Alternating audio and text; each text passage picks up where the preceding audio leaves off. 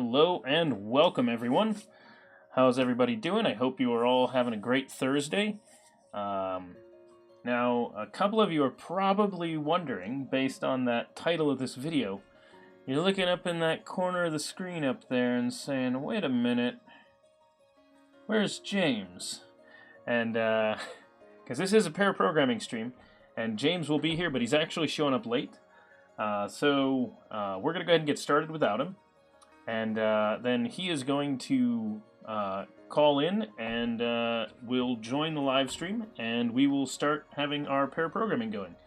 WTF Blub, welcome. Ace Flameseer, welcome. Hopefully everybody is having a fantastic day. It is May 17th and we are going to be continuing to work on our chatbot. Specifically, in our chatbot, we're going to be adding our web interface that we've been talking about adding to the chatbot for quite a while. We had been waiting for ASP.NET Core 2.1 to drop because there are some pieces of that that we want to be able to use. And so we were going to wait for that to exist, which it sort of does now. They dropped a release candidate with a go-live license. So we're going to use that release candidate, write some code with that, and we've actually already started the website for that one. We started it on Tuesday when James was here, and when he had to duck out, he asked if he could rejoin today and continue working on it, so we said sure. And so after he left on Tuesday, we put that project on hold and are going to revitalize it today. Ace Flameseer, it's hot where you are. Yes, it is very warm here too. We are getting...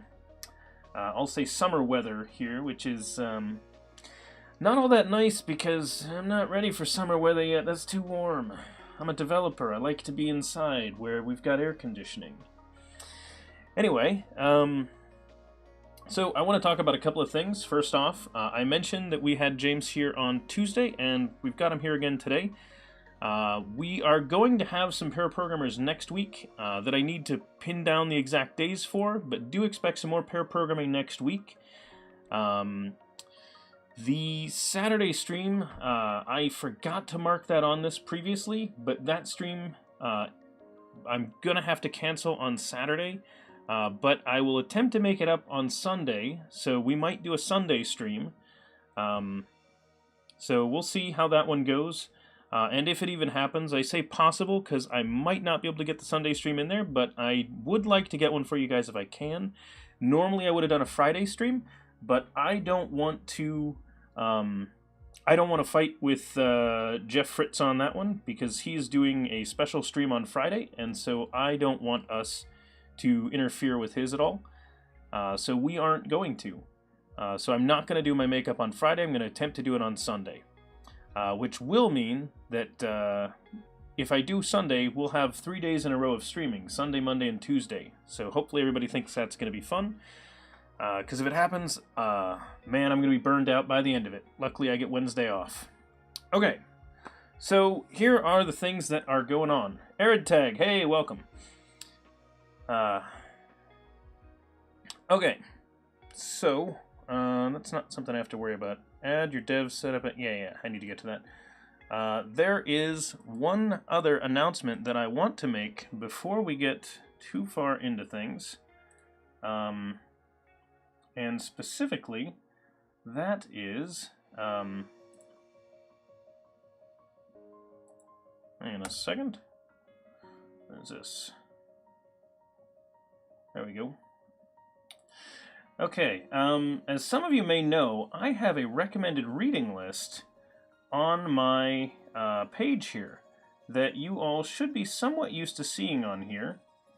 And so if you're in Twitch, you can scroll down below and you will see an Amazon recommended reading section in there that I recommend that you check out.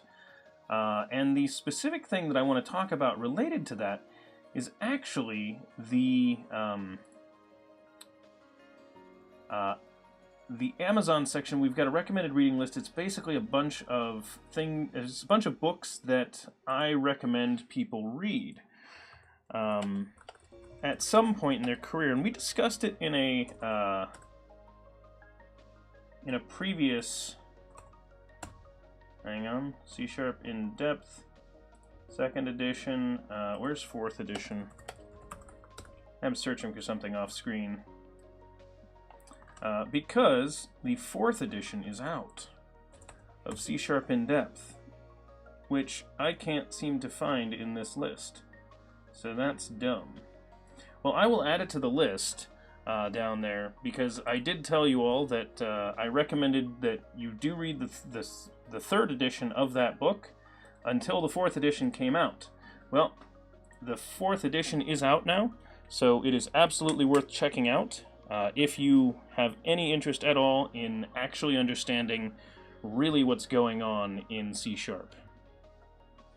Okay, so welcome everybody. I know there are more people coming in, and just want to welcome everybody here to DevChatter. For anyone who doesn't know, my name is Brendan, and together we all work on code. So, where we left off on Tuesday. So we did a couple of changes. Let's hop over here to history. We set up a new project, a web project, with a bunch of, with all the starting bits in it. We did not turn on authentication piece, so it did not create the identity elements. We figured we'd add that in eventually because we don't really want to deal with that yet. V1 of the web project is going to be running locally. Ah, there you go. Okay, cool. Thank you, AridTag. So it's on pre-order. Yep, 4th edition. Awesome. Thank you, AridTag, for looking that up. I did see that you can pre-order it now because John Skeet was tweeting about it. So we will want to get everybody a link to that so that you can pick that up. Because C# 8 should be covered in the 4th edition of the book. At least I'm hoping. Well, sorry. All of C# 7. C# 8 probably won't be, because I don't know the release date of that one. I mean, Microsoft doesn't know the release date of it either, so we'll see. Okay, so essentially we set up this web project, and we trimmed out all the junk we didn't really want. It's got some things that we maybe want. We'll see how it goes. The other piece that's important in here is we started setting up the main page with some mocked-up elements that we're going to be using. So what I'm going to do is I'm going to click here, and we are going to view this web page. So even though my startup project is the bot, and you can see it running here, it's just still this console application, we're going to be moving that into the web project, but I can still view the web project even though it's not the startup one. And it chose the wrong screen. There we go. So this is what we set up last time. We set up a basic mocked-up page that has some of the elements that we're going to be wanting to work with. So we set up different sections like bot administration. This one is going to be like information about what's going on in the chat, and then configuration for our various commands. So inside of that's going to be things like being able to change for a command what aliases apply to it. So if anyone is in chat wants to try this, you can type !CMD, and the bot will respond with all the commands that you're able to use.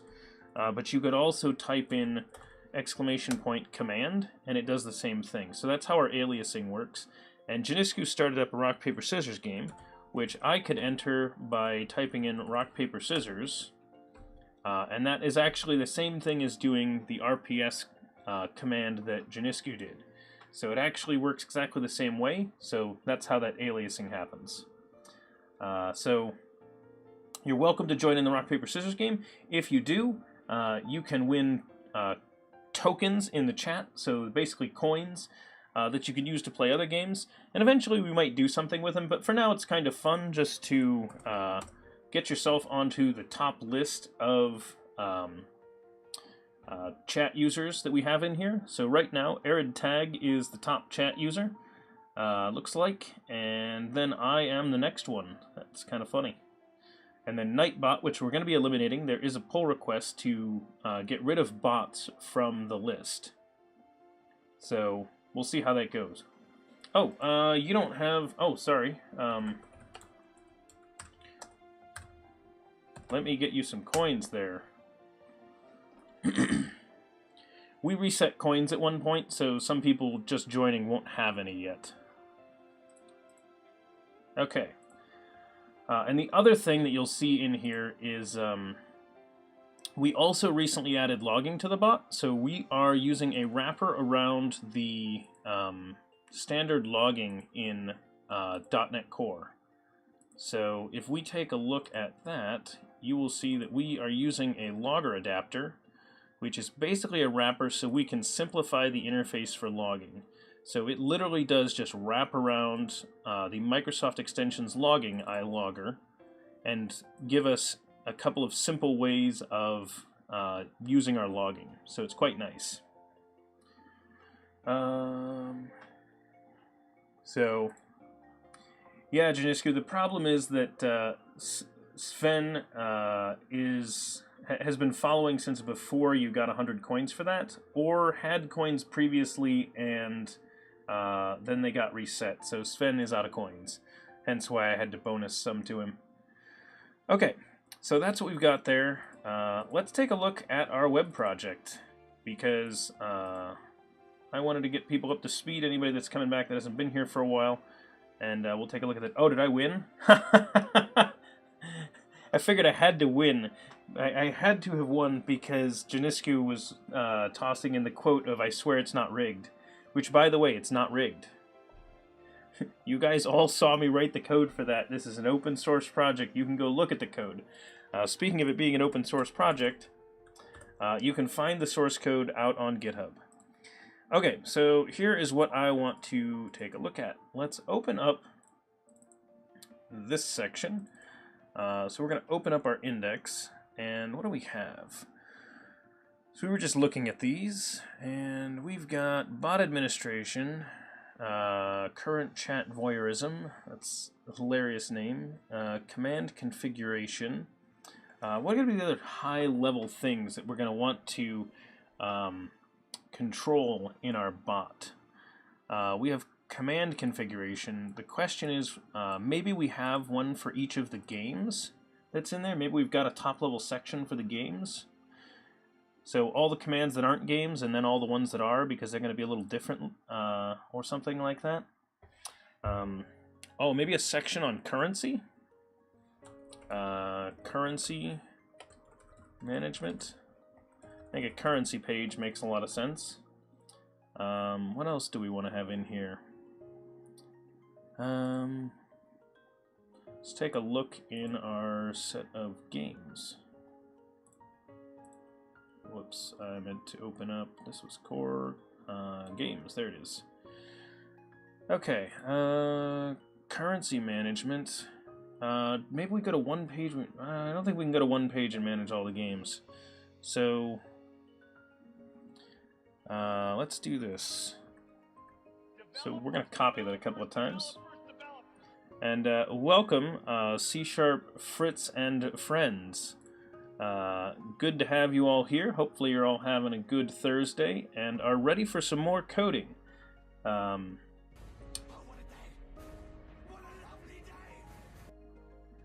Welcome. I am going to butcher your name, Edam, Edam. Thank you for following. Welcome to DevChatter. And if I did mess up your name, tell me how I messed it up and how I can say it better, and I will do better next time. Can't say I'll get it perfectly, but I will at least attempt to do better.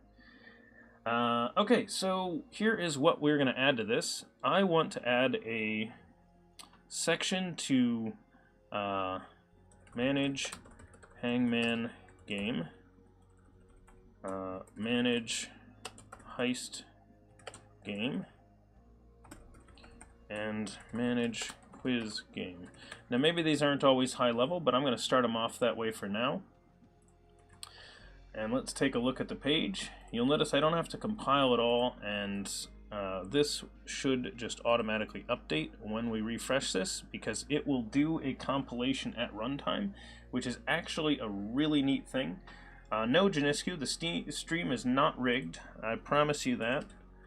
Look, I even said it once and it got quoted in the bot. So clearly nothing is rigged.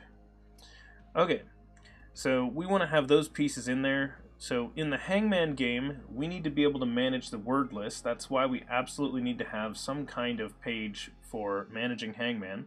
Because right now, I believe I can add Hangman words by doing something like this. I could say...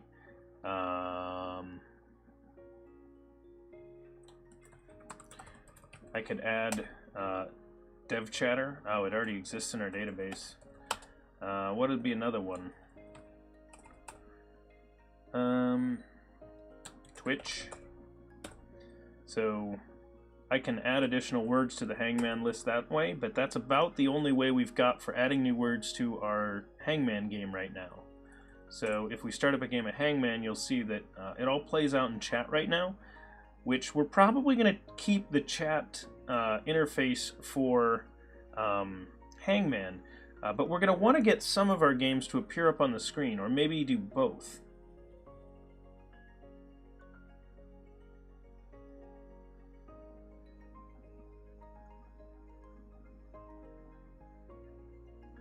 Wow, Blub. Nice. Anyway, so we have, we're going to want to have a page where you can see the list of all the words, maybe edit them, change them, add, remove words, things like that.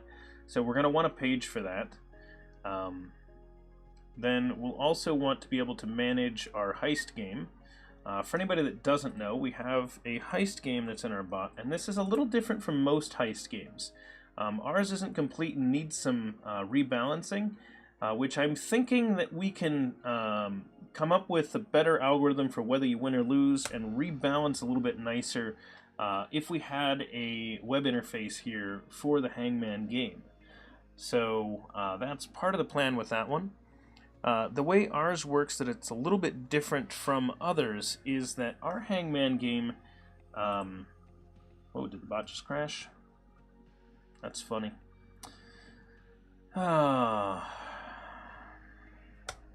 Way to go, bot. Way to go. So there's a bug that is in our bot that I've been putting off fixing for a while. I know what the bug is, but it's just one of those, you got to get around to it at some point. So the way our heist game works is that when you start up a heist game, it chooses a heist for you from a random set of missions.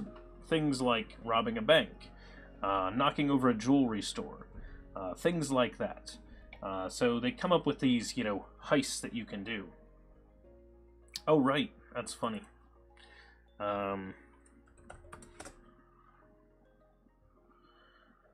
Okay, there we go. So I'm organizing a jewelry store heist. So we have a bug that you guys can't start it, but you can join the heist anyway. So we'll fix that bug too. Yeah, WTF Blub and Janisku, you guys definitely found a bug there. So I will join the heist here, and the way it works is, so you'll notice it said that we picked a jewelry store heist, and so that list of heists, we want that to be configurable on this page. But then additionally, we want to be able to change the likelihood of winning any given heist. So not just the role, we want to be able to edit the roles, the heist that you're in, and which, you know, how likely you are to win. So at this point, we're not all that likely to win. We're basically flipping some coins, and we're probably going to lose, but we'll see. Okay. So, let's go ahead and, well, I guess we can see if we win the heist or not. Oh, actually, I just realized that bug might be getting fixed because we have there is a branch that we were working on, that we've been working on for a while, that is pulling out all the logic in the heist game to be a joinable game. So we've been planning that for a while. We finally started it, and we are getting that pulled out. Oh, look, we all got arrested. And why? Because we discussed our heist on Twitch, and then we waited a couple of minutes for the cops to get here and arrest us. Okay, Async Awake has returned from the shadows of lurking. It is here now. Yeah, so Async Awake is actually using the heist command that we're going to have eventually. We're going to do heist join and then driver potentially. Although we might... So because we're creating this new concept of a joinable game, I might make it so that you can only have one joinable game running at a time. And so instead of saying heist join or heist driver, you're going to say join driver.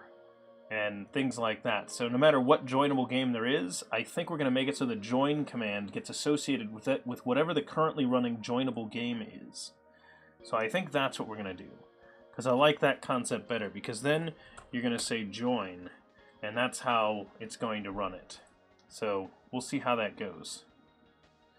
They can't. So if the driver's already taken WTF Blub, it will report back that someone else already has that spot. Yes, Async Awake. It'll make it so that we'll likely have it so that only one game can be going at a time, but especially with a joinable game, because a joinable game is going to let us do things like, you know, join it. And so we can leverage specific commands that are going to be related to games. So things like the join command becomes a command that's available to use when a game that's joinable is running. So that's the concept that we're going for here. We'll see how that goes. As I said, that's not the one we're going to work on today. Today we're going to keep adding to this. And I don't want to jump too far ahead on this one, because we are expecting James to call in sometime soon. Hang on. Speak of the devil, and he literally messaged me, which you guys can hear.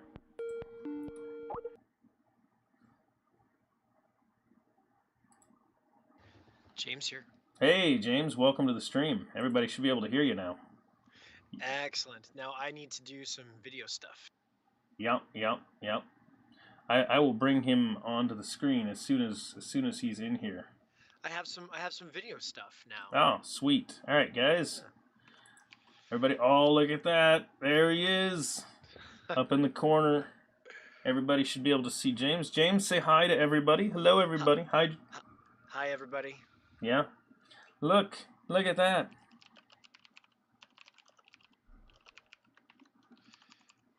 Okay. I'm just watching a very informative commercial before joining the stream with vegetables. Oh. Yeah, I actually have never seen those. I've never seen a Twitch ad. How bad are they? Do you know, it wasn't terrible. It did have some interesting animated fruits and vegetables, so I was happy about that. Everybody should eat their vegetables. Okay, can everybody let me know how James's volume is? James, say some words. I'm going to do some words here. I'm going to use mostly English ones, but also je parle en français si on veut. We can do that too. So, how's your French actually? Alors, j'ai habité dans le sud de la France quand j'avais 16 ans. Alors, je parle français, mais c'est pas mal, mais I could speak better, but it's been a long time. So that's pretty funny. Hey, nicely done. Nicely done. Thank you. Yeah, I don't speak French at all. I'm not making up words. I lived in the south of France for a year, so. Yeah. Wait, hang on. Yeah, I think I might be able to solve this problem. Nope, I can't. I was looking for a couple of French Canadians. They're both offline. There's also, you know, we could do that whole Skype thing where it translates for you. No, we're not going to do that. No, we're not. And okay. Strong Mom, welcome. Thanks for following. Hopefully you're enjoying DevChatter. Okay. Oh, it was legit. Okay, cool. Yeah, well, someone else that maybe also knows French a little bit, at least. Okay. So I need to invite James in. Wait. What? What you talking about, live share? You better work. All right, James, I'm going to send you a thing on Twitter so that you I'm can just join the live share. So everybody who doesn't know, we're about to bring him into my Visual Studio. So he is actually going to connect in here. So he's not screen sharing. This is literally his Visual Studio is connecting to mine. it's a magic door through Narnia, Pretty as much. a good friend of mine, Dave Paquette, would say. I am establishing a secure connection, joining the collaboration. Cool. Oh, you're from Belgium. Yeah, multiple languages would make sense. Yep, we're going to let him in. So if you didn't notice, there's a little pop-up that shows up. So I sent him a link. That link lets his Visual Studio connect to my Visual Studio. And then whenever someone does connect, I do still get to confirm them before they come in.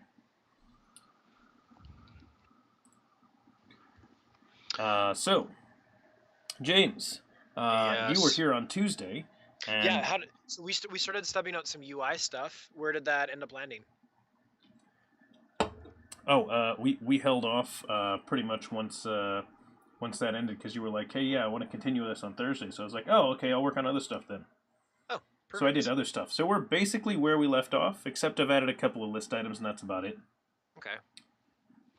Oh yeah. So we've got some managed games and stuff like that. Yeah, Okay. I was figuring that the games are complex enough that they might end up needing their own screen because the heist game, for example, you need to customize what the roles are that are available, what the different heists are, the chances of success on each heist, the amounts of coins that you get, the time windows for doing things.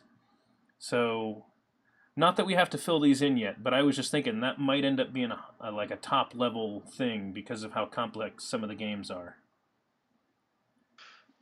Right. So, um, that's also interesting because the games themselves. Now I'm just having a little pop through the code here.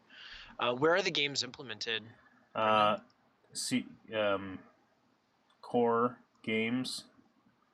Core games. Perfect. I see. Yep. Interesting. Because We depending on how far we want to go with it, but I mean, each game could expose its own configuration page. yeah, exactly. That's what I was thinking. Now, whether that's like a tabbed section or something like that among a page that does game editing, I could see a case for both of these being possible, but yeah. Yeah, it depends on how plug-in-y we want the games to get, I guess, right? Yes. Yeah. Okay. So cool. All right. When you were working on this, you were getting us some kind of a structure, and you have the share up also, right? I do, yeah. I'm kind of watching Okay. off to the side, yeah. Okay, cool. So if I can pull stuff up on the screen and you can actually see it. Yeah, there's a little bit of a lag, but yeah. Hopefully only like a second or two right now. Yeah, that's about Cool. right. All right. So this is basically what the page looks like right now. Now you were setting it up with these various panels. I wasn't sure what you were thinking for this. Are you thinking that like the navigation on the left is like switching which panels being displayed, or? Yeah, so actually, like I was thinking of it like left hand we'd make that sticky, and then the right hand would scroll up and down as you clicked on those. Okay. So you're thinking navigate to whatever section you're in. Right, Okay. exactly. Yeah. So if we were to do that, we actually need to we need to make some stuff sticky, and so I need to go and pop back onto the get to bootstrap docs. I don't have all the classes memorized, you know.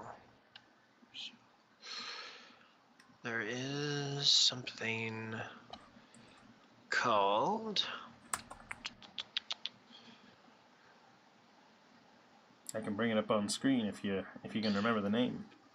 yeah, I'm Just trying to remember if they've got it. Oh, it must be in JavaScript. Is it a fix?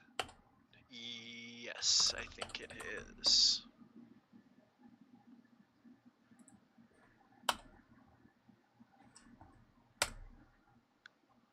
Bootstrap affix. Yeah. I believe that is the one. Yeah, so I think we just want to add.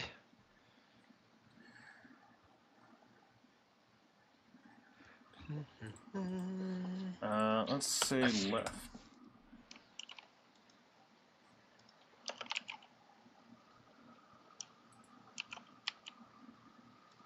Could you? I think that might be all we need to do. Are you playing in the JavaScript? I'm not in the JavaScript files right now, if that's what you mean. I'm just wondering if the JavaScript is pulled into the views, because it is a JavaScript one, so we need to make sure it's Yeah, it should be. Okay. I will confirm that. Yeah, let's pop in. In here, there should be development jQuery bootstrap JS. Yep. Okay, great. So I added a fix to the UL wrapper. Okay. For bot administration. So if Yep. we run it, it is possible that could work. I'll need to shrink it so we can scroll.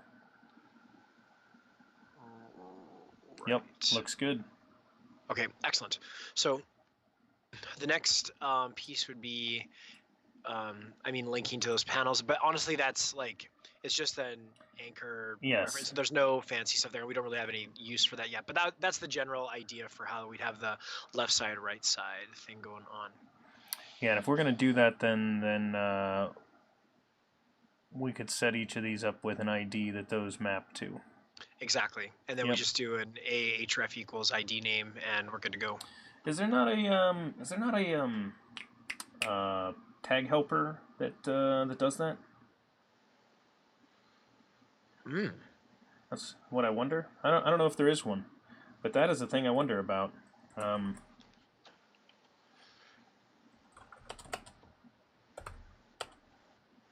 ASP.NET Core tag helper. I have no idea if there is one.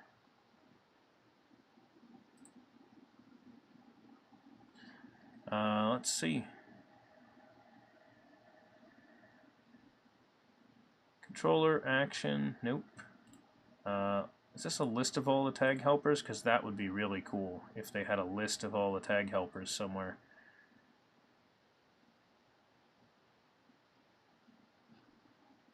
No. Well, I mean, I guess you get in. It's I don't think there's an explicit one that's part of the framework. I was just looking to see if I could find something that is, like community given or something, but I don't see it. Oh yeah, that could be.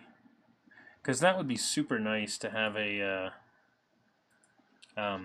tag that just anchored that to an ID. Because then it would be really nice if we could get something that. Like if there was some way to anchor it with a like something compile safe. So, not sure how we would do that. Actually, do you know what would be neat? I don't know if you can do this or not, but it would be cool if you could just say, this is my UL, and it's part of like maybe it's instead of actually explicitly saying UL, this could be my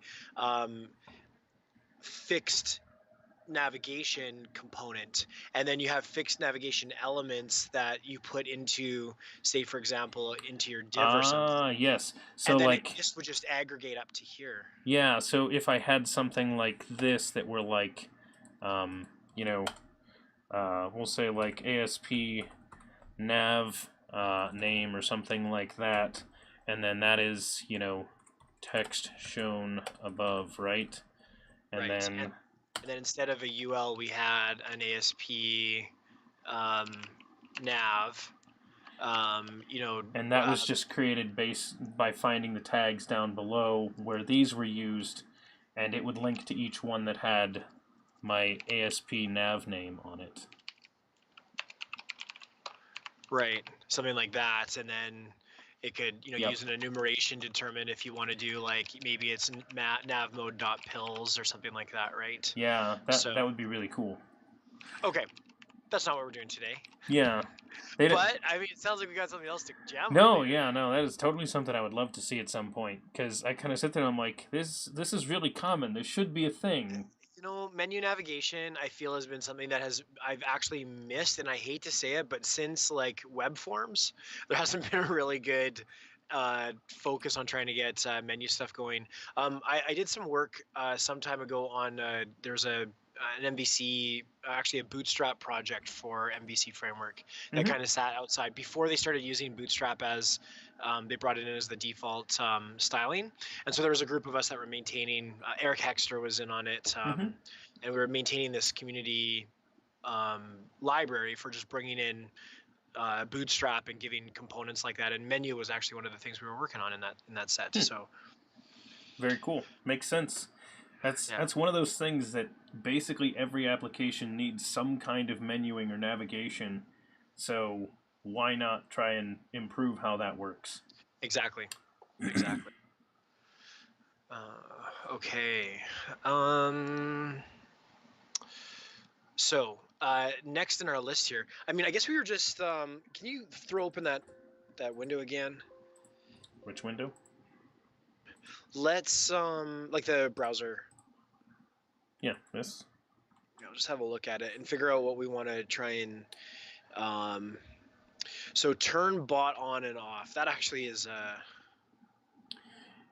that's a start process thing, isn't it? At this point. Yes. So if we want to do that one, so here's the trick. Our bot's currently running as a console application. Likely we won't have it running as a console application forever. Okay. Probably what we're going to do is bring this code into the web project. And it's going to be API. Or is it just going to be like, how will it be? Will there be a process that's running?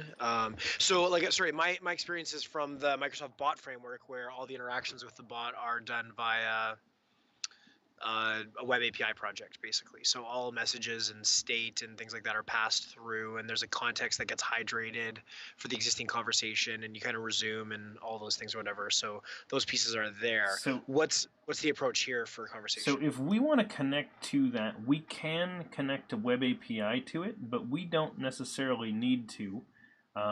The thought here is that a lot of the bot's interaction is just it needs to be around and ready when it receives messages and things like that. So by connecting to, essentially the idea is we need to spin it up on a thread and have it be listening. That's pretty much it. So if we can get it running and listening for information coming out of the Twitch chat, Yep. which is an IRC connection that it will have running, as well as talking to the API that it connects to for the Twitch API. So basically, we just need to be able to have it running in some kind of a loop that's going for a while, and we need to be able to shut it down. Start it up and shut it down, both, I should say. Because that's actually what goes on over here. So we have a start and we have a start and a stop method, right? Right. And these are basically all that we've got on here, is those. And what does the interaction look like from the console right now when you run that? It'll keep accepting commands when it's running as well? Yeah. I can send another command, but the only command that I might send would be like stop. Or restart. So then, right? So then the bot has stopped, and then I could say start, and the bot would start back up and connect again. So that's about it. But the app is still running. Okay. Yeah. Okay. MDMNK, this is C#, not for Unity. It is for .NET Core, actually. So we're in .NET Core and using ASP.NET Core as well. So yep, that's what it does right now. Yep. So we have start and stop functionality, and that's about it. And when it stops, it basically disconnects from all its things, and when you start, it reconnects everything again. So it's just running through its startup process when it does that. Okay, so let's I think maybe just for the purpose of trying to get some functional aspect of this site going, Hmm. do we have something that's already stored in the database maybe? Yeah, so that's what I was going to suggest, is that we try and get something going in here that does some of our configuration rather than moving the bot in to start with. Yeah. So some of the stuff that we have in the database already, actually I'll just pull it over here. We have a few things modeled. We have quiz questions, so we could do quiz questions. I think that would be a pretty good one to start with. And then we also have things like our hangman game. Right. So I think both of those would be good candidates for stuff that we could start putting in the website. Thoughts? I like that. I just actually thought of something that's actually pretty important that we need to add in here as well. Sounds good. Connection string? No, it's actually even more important than that. Let me just, we are in index.cshtml, so in our panel, maybe even ahead of this, we'll just put in image source equals, there we go. Okay, that should do, if you want to give that a refresh. Sure. There we go. Oh, perfect. Perfect.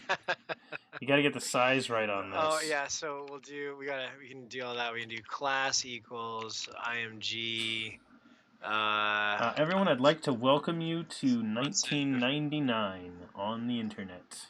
Go ahead and hit responsive there. There you go. There we go. Oh man, look at that, everybody. This website is under construction. Okay. Oh, No, that's... but for reals. So yeah, let's I guess we're gonna need to get some like a settings class going. We got app settings in here. So yeah, so what I was gonna do is you grabbed app settings. What's in here? Okay. That's not bad. quite yet. Yeah. I was gonna steal our other app settings stuff, specifically. Oh, that sounds good. Yeah. Yeah, I'm gonna take everything we've got already and put it in this one. So there's all of our other stuff that we already had over here. Okay, and these will actually need to be set when you're not sharing, I guess, because you'll want to set your user secrets. Actually, no, I can do that I can do that right now. That's actually safe because I can do this. So here's the neat thing is I can take this value and just literally move this down and add it. I think it was here, right? There we go. And the user secrets ID. So you're just stealing the same. I'm going to use the same one. It's the same app, right? Yep. Yeah, it is the exact same app. I might as well use the same user secrets. There actually used to be a bug in the command line tools for generating new ASP.NET Core projects that would actually only ever use the same. It was a static string that they used. So I was doing a demo of configuration at a user group, and I was trying to show them how everyone, like every time you went into it and used a new user secrets, it was like they didn't know. And like so, then I launched a new application that I just generated from the console, and it had the same title and I was like, what? And I was changing it in the one project, and it was changing it in the other, and that's why. So that's how I know about that. It's accident. Yeah, a lot of those things that we find by accident. Sven, that is correct. This is not the master branch. We are in we're in ASP.NET-conversion right now. So if you are out on our GitHub, which, by the way, for anyone who doesn't know, all the code that we do here is actually out on GitHub at github.com/devchatter, so you can take a look at anything we're working on, as long as you know what branch we're in. So, okay. So that ought to work. I'm going to jump to where you are. Sure. Well, I'm still in that file. Okay. I was looking for something that, like, what is your pattern in this project for storing config? So everything is inside of, just add it to this bot configuration, and you can add any new configuration piece that you want. And that's in bot configuration. Okay, Yeah. and then we're just going to use that guy. Oh, so we actually could just reference, if we reference bot, So we may not want to Oh, we reference can't the do that, bot no. eventually, but we Can could we move that to we core? could just copy this. Well, this can't go to core because I keep Twitch separate. So this is referencing the Twitch one specifically. Gotcha. There's a command handler settings, and we've got the database connection string in here. So we just want to, basically, we'll copy this class, and then we'll just strip out these other two because we don't Actually, necessarily. why don't we do this? So here's a cool trick, everybody. I want to do this. I want to add an existing item to my project here. And here's what I'm going to do that's kind of cool that you guys are going to get to see. So I can go up a level, go into the bot, and in here I want to reference bot configuration. But what I actually want to do is I want to click on this one, and I can add it as a link. And so what's neat is this. These are now the exact same file. So I can come in here and, I need to add the references, otherwise this one's not going to work. But if I make any changes here, then that literally is changing both this file and, it's opened by another project right now. Yeah, okay. Yeah, but you know what actually is really interesting is I'm seeing your changes. I'm in DevChatter.bot, and I'm seeing your changes appear even though you're in the new project. So CodeShare is definitely doing. So I'll close it down on mine because it might be holding it. Oh yeah, yours is probably what's holding it. Yeah, okay. Yeah.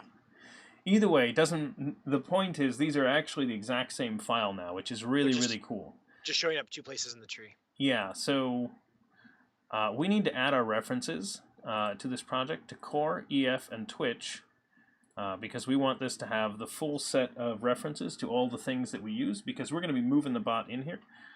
So welcome KitDK, Soltech, and Oxbeats. Thanks for following. Hopefully you're enjoying DevChatter. Okay, so now we have bot configuration over here and can use it. So I will anchor back and see where James ended up. There we are. Yeah, you bet. I am just looking at, what are you using for your, do you want to walk me through DI? So our DI is actually inside of, it should be setup bot. So if you're anchored to me, James, you should see it. So inside of setup bot, you'll see that we have autofac that we're using in here. And then anything that's not in here is in one of these two modules, either the core module or inside of the Twitch module. Now, we are intentionally not scanning to do our assembly registration, and there are a couple of reasons for that. There are two pieces that we don't want to do through automatic scanning, but then additionally, we like the idea of not having things just automatically wiring up. So we are explicitly doing a few because of the way our commands work. So.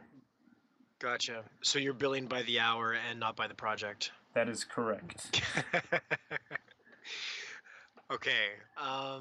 Let's have a look. See here then. What I wanted to do was to load the in our pardon me, in the startup for our web. I wanted to load our configuration object up. So I'm just looking at, you have this setup bot. Setup config. You have a setup config, so I'm just going to go to that guy. And you're newing up a configuration builder, adding a JSON file, adding user secrets, and away we go. Yep. Okay, so this guy is in devchatter.bot. Oh no, wait, where am I in the tree on here? Yeah, it is in devchatter.bot. So in my case, in the web app, if I pop into there. Yep, in the web app we have startup, so we have the standard service collection registration here. Now we're going to want to wire into this one most likely for ASP.NET Core because it's available. And obviously, when you do this in the console, you have access to all these classes, but it's not so nice to wire it up on your own. No, for sure. Okay, well, why don't you go ahead and get us wired up here for config then? Okay, so we already have this. Where is our... Oh, I'm anchored to you. I was like, why did it just pull me back up? Okay. Let's go steal our other code.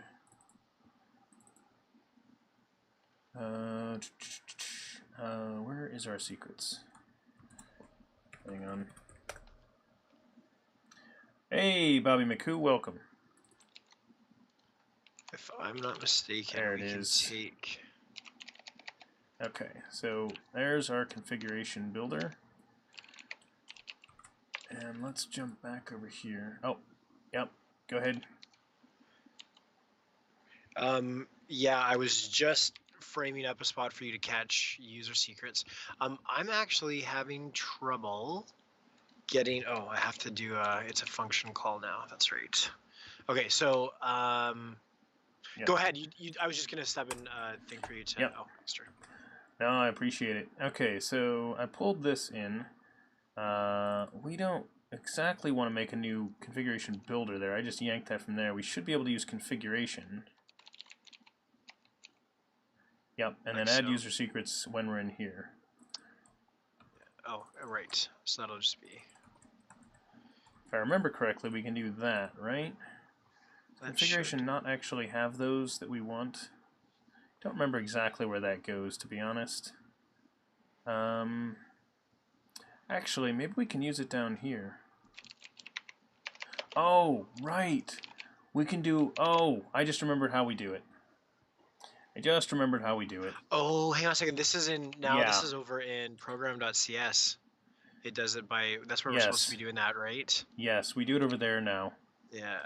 We still want to do an environment check. I'll pull this stuff out. Yes. Pull this out. Yeah, just yank all that, and we'll jump back over to program. And we'll try and land it there. So here's the problem. As some of you might have guessed, James and I have used ASP.NET Core 1 and 2, and now we're using 2.1, and we use just about every version in between as well. And they've been shifting stuff around on us, and neither one of us can remember which set of things we need. But the other thing I was remembering, James, is that these configure methods, we can set them up with other variables at runtime. So I think one of these could have actually been like the iConfiguration builder. If I remember correctly, it would provide us the one that we needed there automatically at runtime. Because it would already be added to... Yep, because it would already exist and we could grab it there. It would be inside of the service resolution. But that's fine. We can put it in program also. Welcome, everybody. Thank you for the follows. I see Unknown Sector and RetroBear78. Aren't I following you, James? Where are you okay, there you are. Great. So we have the web host builder. Like we're in web host builder, so it's calling into there. What do we want to do here? We probably want to do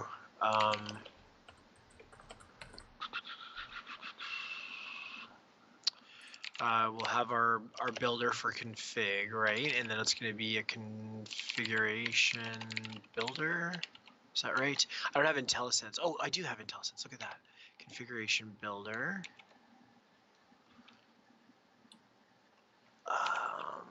And we can, there's like a set path or something.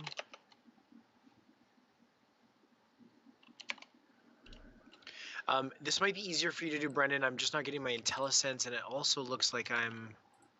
Yeah, here. I'm gonna do it this way. Yeah, sure, go ahead. Let's do what we were planning on doing. So we're gonna jump back over to that other file. Come over here, and we're gonna add iConfiguration builder, config builder, and then we said if we're in this, we're gonna say add user secrets. And what did that look like over here when we added user secrets? Oh, did we add it here or did we add it at program? Where did we add it? I thought it was in setup bot, like right here. We had, like when we were adding, like when we just added it just a couple seconds ago. Oh, in setup config, it's this. Yeah. Here we go. Okay. Alright, there we go. So we have this. So this is the one. Add user secrets. Whoa! Why did it really? Kind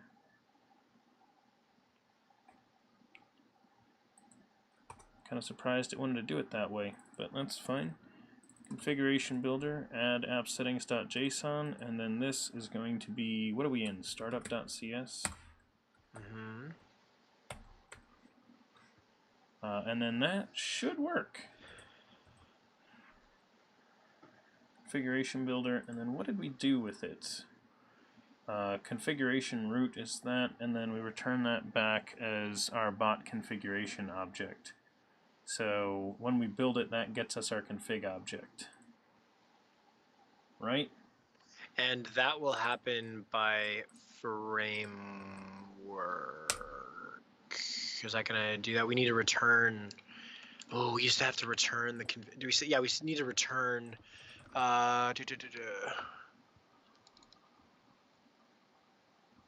So configuration. Oh, well, configuration is a public, but it's not the builder, right? So we'd have to say at that point, we'd have to call .build, and I think we'd have to assign it back. So would we have to do this? I don't remember now, but configuration dot, our configuration is equal to configuration builder dot build. Is that assignable? No, it doesn't Read-only. like it. Only doable up here. Oh, you know what we could do? This was stupid. Let's steal this code here. So we're going to take this. We're going to put this in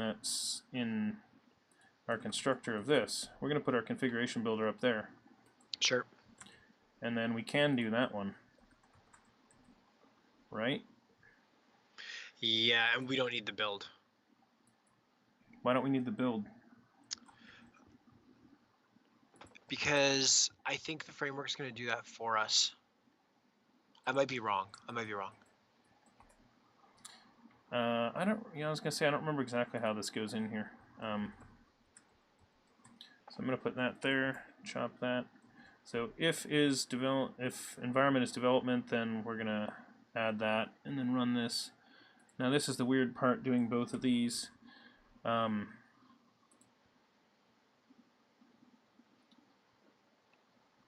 Now there's a super easy way to test this, right? We just have to use an IOP. We have to configure a service.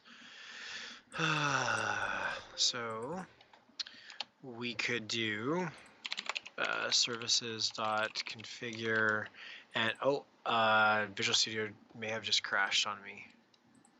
Well, that'd be awesome. It's not like we're running some preview build of a Visual Studio extension here or something like that. So what I'm thinking here that we could do really easily is just pull in the configuration object, like configure it from the section of configuration, and then just try to dump out the connection string on the page. That should be pretty easy to do. Configure. This is the way that we do it, right? So I'm just going to do object for now. Isn't there a way to just say the name of the section?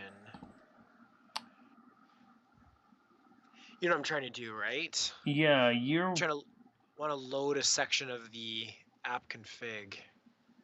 Yeah, which could be like the Twitch configuration settings or something, but you don't want to do that one. You want to do the... What's the other one? You want command handler settings. Sure. So do you have an object for that already? Yeah, command handler settings. It should be available.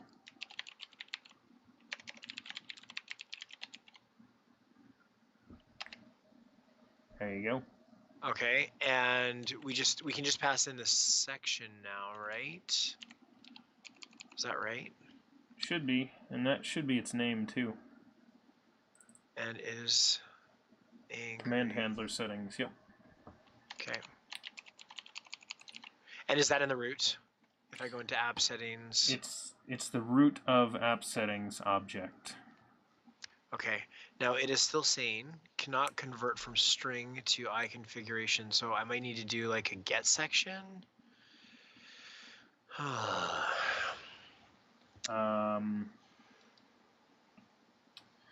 Connection. String format. Get connection string. Configuration. Get connection string. Configuration that. Create no.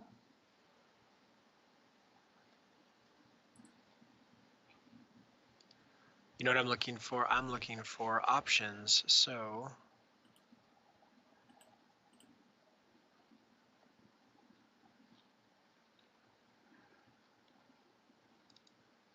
yeah, that's what it is. It's configuration.get section. There you go.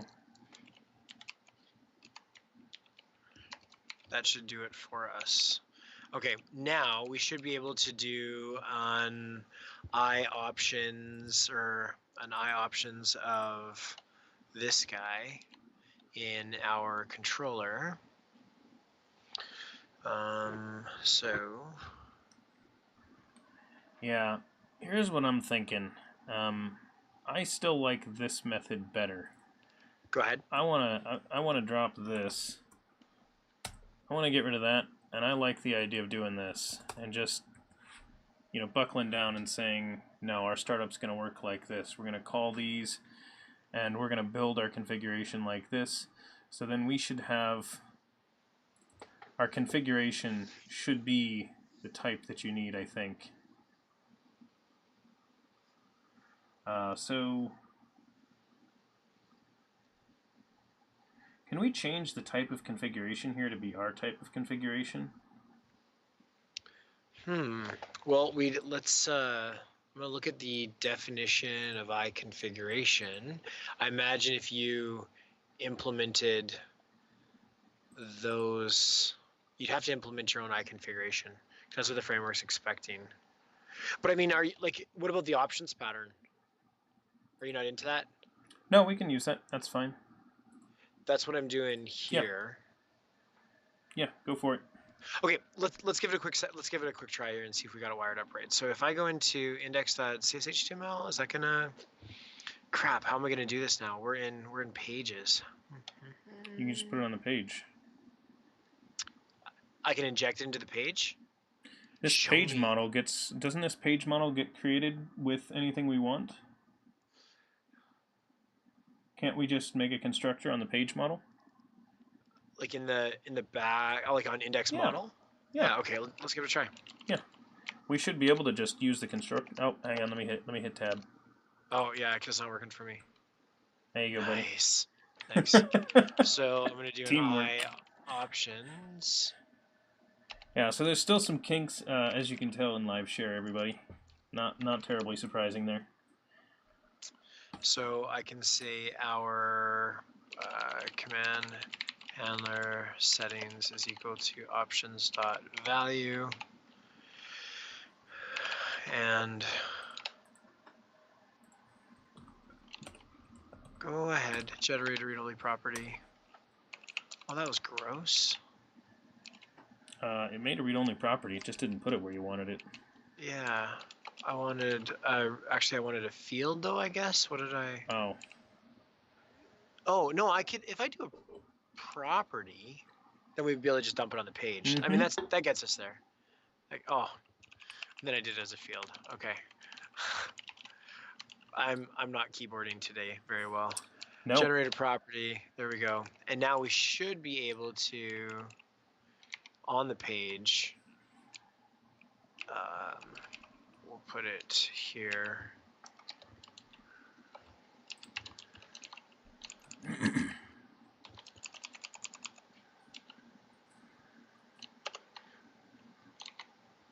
What would that be? Well, we want to be... Yeah, there you go. Is it going to know what that is?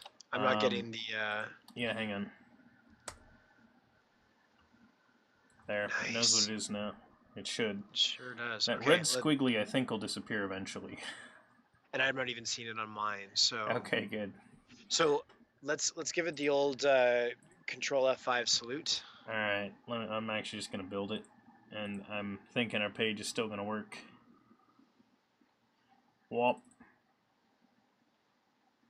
Oh, no, sorry, we didn't want that. We wanted, oops, sorry, model dot.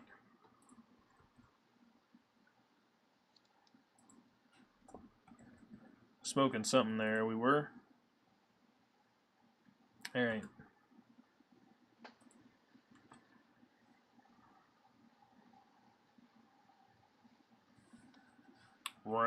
Hang on. I think maybe it didn't actually build when I did that. So let's build it again. Give it another try.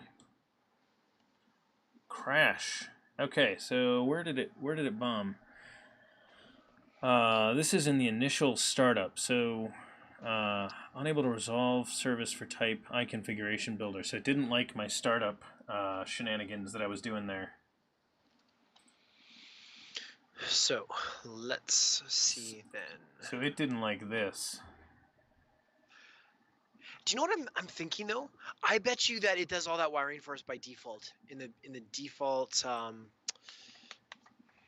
It might. Here, I think it does. Yeah. Let's back this back out then. There was a change that they made in the you default think they wiring. added user secrets in automatically? Yeah, if you're in dev, and they load up your application settings or app settings.json by default too. Methinks. Okay. So I think we just need to set. We need on line 17. We need that guy good to go and blow out 15. What? Yeah. What I just did. Oh yeah. I'm just behind in the stream. Sorry. Yeah, that's cool. I'll follow you. So you're thinking that is actually going to work? I don't know. Let's give it a try. Why not? Yeah, I'm gonna pop over to the docs really quickly, see if I can find it. This is like the best thing that the devs can do is just try stuff. Yeah. Oh! Look at that value. You called it. There you go. You win. All right. So they wire it up for us by default now. Okay. We just did like 19 different things, and it was actually undoing all of it that ended up working. So if you want to pop back into our config that we actually did in startup, we have one line of code that we added in startup that actually made all of this happen.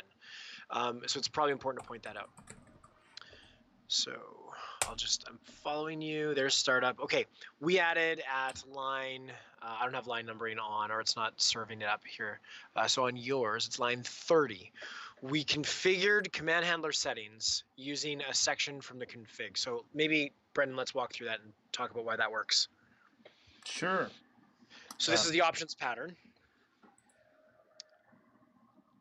This is the options pattern, and what we're doing is we're telling the framework to be aware of an object of type command handler settings that loads values from the appropriately named command handler settings section of our configuration file. Actually, it's not even from a configuration file. It's just from the key value pair store that is loaded at startup. Now, in a somewhat recent change, they took away all of the cruft of wiring up your configuration for you and just said, okay, by default, we're going to load your app settings. If you're in development, we're also going to load up your app secrets, your app secrets as well, user secrets. And that's where this is coming from. Now, with a reference to the class and with some direction as to which section to try and pull those settings out from, the framework at runtime is going to load up and populate in the DI container an object of this type that is pre-configured with these values. Now, if we pop back over to our class that we've got, our index.cshtml.cs, we created the constructor as Brendan astutely noted should work, and it did. And we basically said, okay, here's a property that we've got called command handler settings, which is of type command handler settings. And we're going to set it to the value provided by the options provider that we get from the framework. So we said, we're taking in an iOptions of command handler settings, and that's just a generic interface. The framework is going to use the DI container to give us something to pull that out, and that's what we get from options.value. So I don't know that we need to go much deeper into what's going on there, but the idea is that from that single line of configuration where we wired up the service, we're then able to inject it into our our class, and then ultimately push that out and use it inside of our class as we would any other injected service or value. Yep. Okay. So one thing that I did want to mention, because James was pointing it out when he was explaining this, and I want to make sure I emphasize this because it is the most important thing that he mentioned in all of that, is that when we pull these, he mentioned that we're not really mapping to what is inside this app settings. We are, but at the same time, this like object structure that represents our data that's in here, this stuff, that is not really getting us access to this file. That is getting us access to a structure that has these values. The reason that is important is because when it starts up, it automatically loads this set of data into that in-memory object that we're using for our configuration, and then it does another pass and it pulls in everything from my user secrets file. And my user secrets file defines new values for these ones. And so when it adds that, it's actually the order in which it applies each of these files. So if we had, say, 5 configuration files, some environment variable settings, and a user secrets file that were all defining the same sets of values, whichever one came last is the one that we're actually going to get at runtime. That's right. So with the default configuration, hey, why don't we actually, we could pop into the ASP.NET source, because the default, where would that be? That way we'd be able to know the different, like the actual default implementation. So I believe the default is going to pull from app settings .json. It will then pull from appsettings.development.json. That's handy if you've got different, maybe something that's used, shared across your department or your team or something like that. You can use those values for a local dev server. Maybe you've got an appliance or a device or something that's on your network and it does that. So I have a feeling if you look for appsettings.json, you might actually see the load, the default load. But I believe it's appsettings.json, and then it's appsettings.environment.json, user secrets, environment dependent, and then finally environment variables. Environment variables is what actually happens in Azure. So any of your app settings that you post and publish to your application in Azure are going to be loaded up as environment variables. But could you pop back over to that appsettings.json really quickly? Mine or? Yeah, I'll follow you. Sure. Okay, I'll just show something really quick here. Let's say we had another interesting some section settings thing. And one of the interesting things that it does is maybe you do have the value, and I'll even write it in English, and it's hello, but then you also have complex value, and it's an object. Now I can have prop 1 that is 3, and I can have other prop, oh no, I'll do this properly, prop B, which is some word. What's interesting about this is that these key value pairs, if you were going to go set them in your environment variables, for example, right?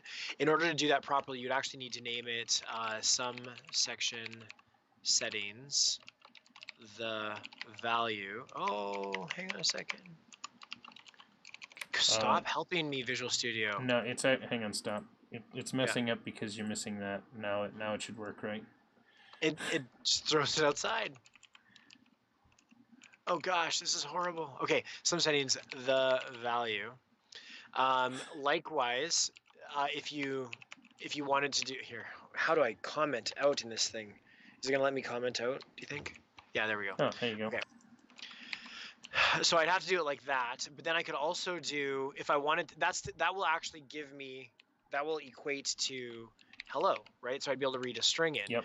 But if I had this complex object, I would actually need to put in some settings, complex value, and then prop B, and then set that value in my, so this would actually be the name of my environment variable that I would need, or the name that I would need to put in Azure if I was doing app settings. So that's just an important thing to know, and that can get a little hairy if you have to hand bomb all of those out into Azure. So just something to watch for. Because if you go in and out into Azure and you just do prop B, that ain't going nowhere. So. Yeah, it would overwrite your prop B value, which, as long as like prop B meant, like right up here. Yeah, exactly. If you had prop B here, right? Mm-hmm. So that's the danger in that. So just be aware of how that is structured.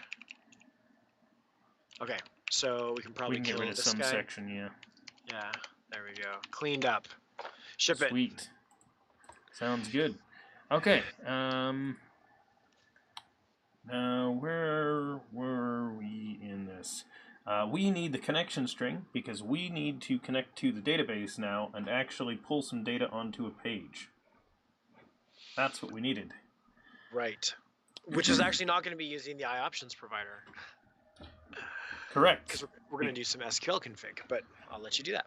Well, we just need to grab the we need to grab this value, which does not require doing anything more than that. Right. So,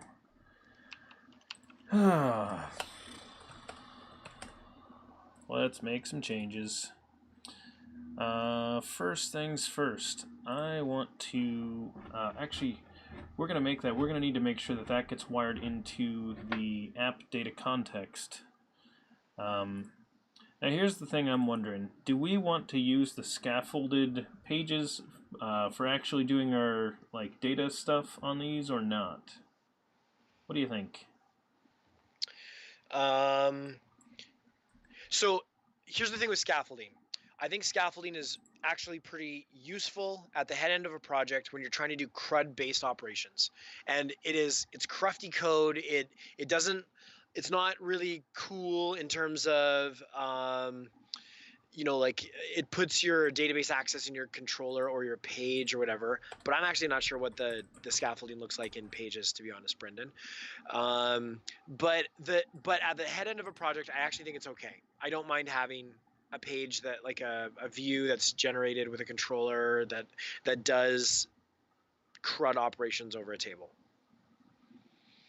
It's probably not the UI that you're going to live with long term, and it is not always best practice, but especially when you're in a smaller, when you're first mapping something out or trying to get some connection going, then I think it's okay to do.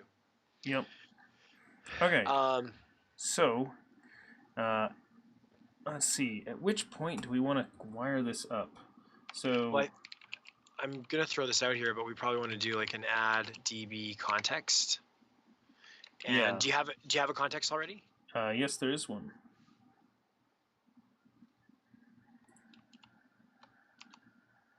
I want to throw that in there. It's app data context. And I'll get you to do the magic add reference stuff for me. Should be. Hang on. Why didn't that? Oh, there it is. I'm like, it didn't pop up with the option to just add the reference. That's why I was a little confused at first. Okay, and so then we should be able to use configuration. Yeah, this guy takes an options, and we're just going to do options.use SQL server. Yep. And then that should take a connection string. Yeah, so I'm not seeing it here. Is it showing up on yours for IntelliSense? Hang on. We might need to, do we have EF added as a reference to the project? Here's what I was going to recommend we do instead. Sure. So we could go this route. EF might not be in the web project yet, which might be why it's getting weird for us there, because it's over-referenced in another project. So I was thinking that if we did an on configuring over here, so if we override on configuring, right, then we don't have to worry about doing that. Does that make sense? I don't know that I've used this approach. What are we? So this is We're options builder dot, and then you were saying use SQL Server, and then yes. we need to get access to our configuration, and we can build Correct. it here. Okay. So in fact, this is actually the approach that makes it so you don't have to do what I did here with a data context factory that I did before. So now that I think about it, this is basically what I need. I was about to write that, and it's like, oh, I technically only need this.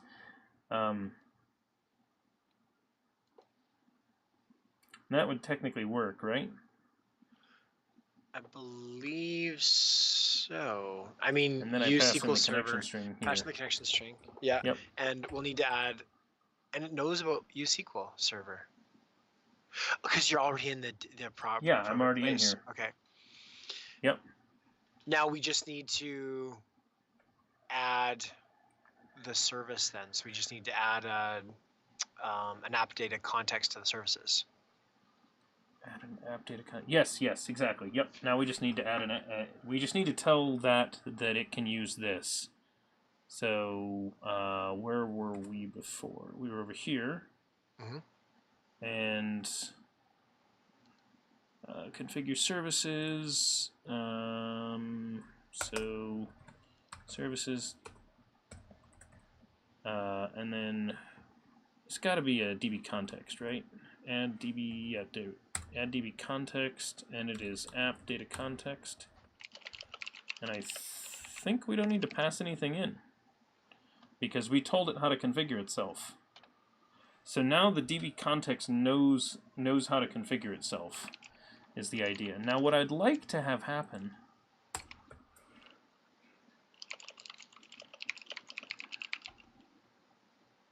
so we can go that route, and the advantage there is that this should work when we use the command line tools. So if we use the command line tools to say do things like add migration and things like that, it should be able to find the connection string and all the other information that way. If I'm not mistaken. No, I think I'm tracking with you. Cool. The only thing I don't like about this approach right now is the fact that I created my configuration builder like that. So if you can come up with a way that I can get that out of there, that would be awesome. Okay, so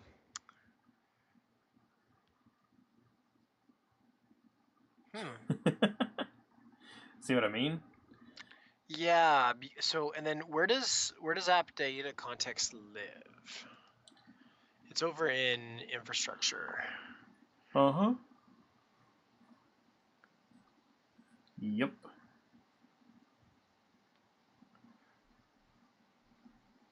So app data context. I mean, you'd probably need like a.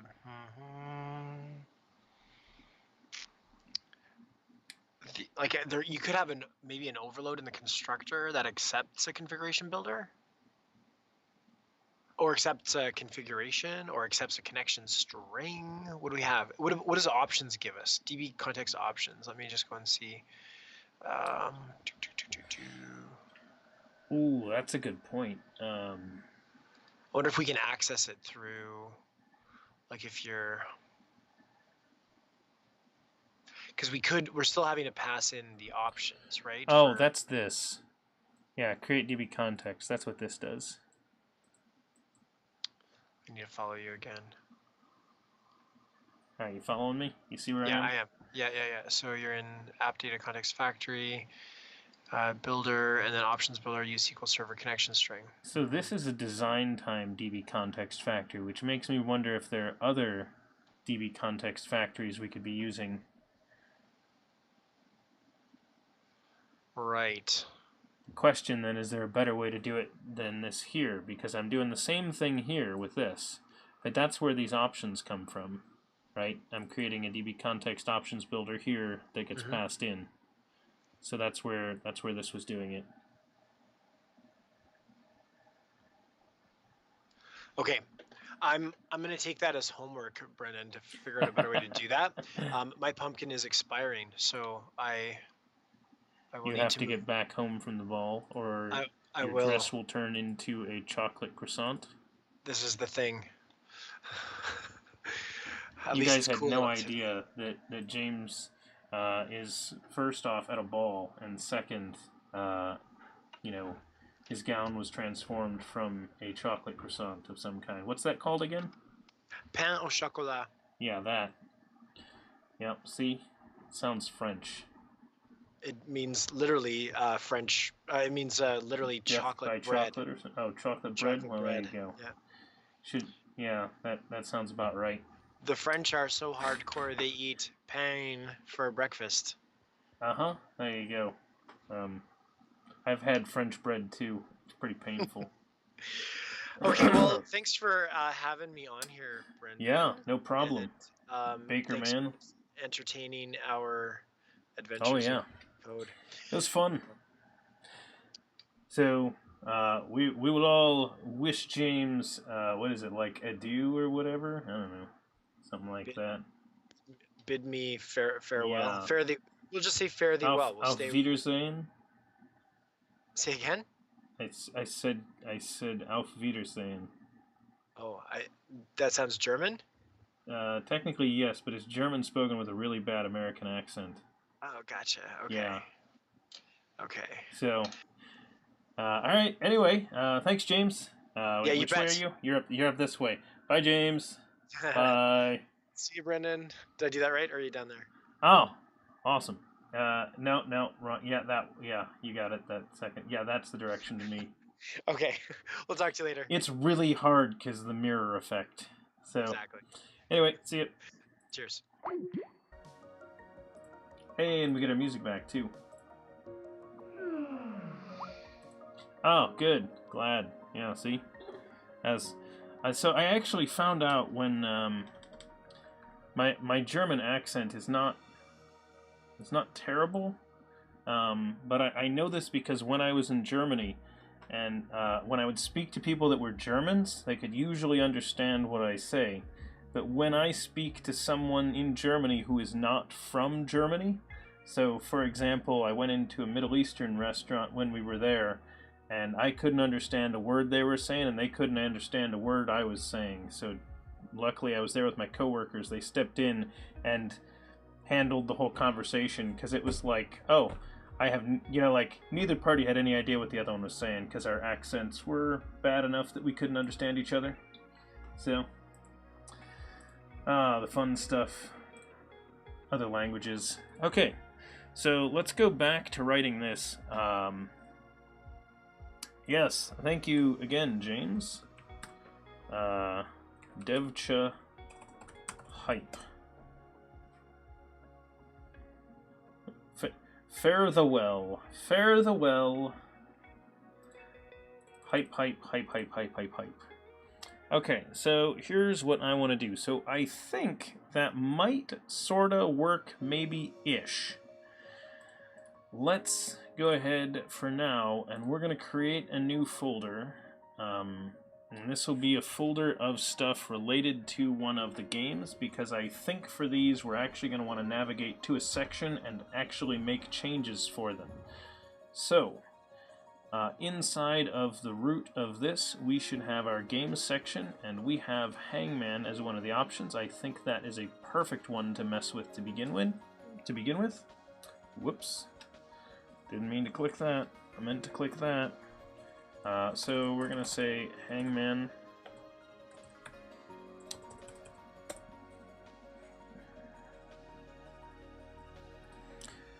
And inside of Hangman, I want to make a new Razor page using Entity Framework. Now, I don't know if this is going to work because I don't know if I can find my Entity Framework. We're going to find out right quick if it can. Our model class is going to be Hangman Word. Our data context is app data context.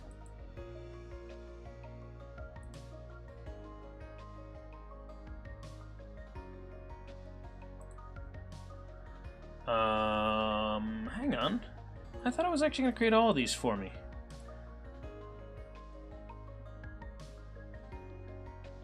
Razor page.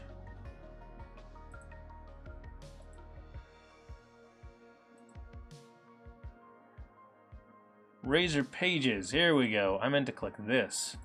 The model class that we want to use is the Hangman Word. Now in our data context class we want that one. And then we're going to use that. So here we go. So this should automatically create the Razor pages that we need for a basic set of CRUD operations on here.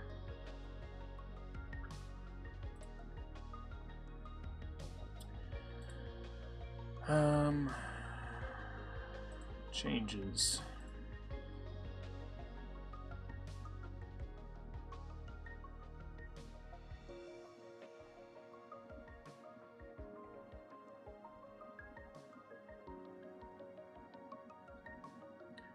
So we're going to call this wiring up configuration in the web project.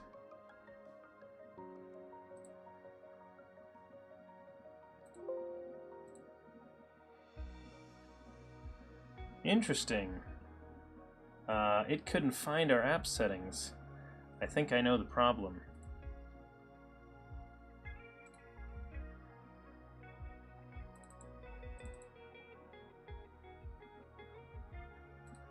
Let's try that again. Razor pages. Hang and Word. App DB context. Add.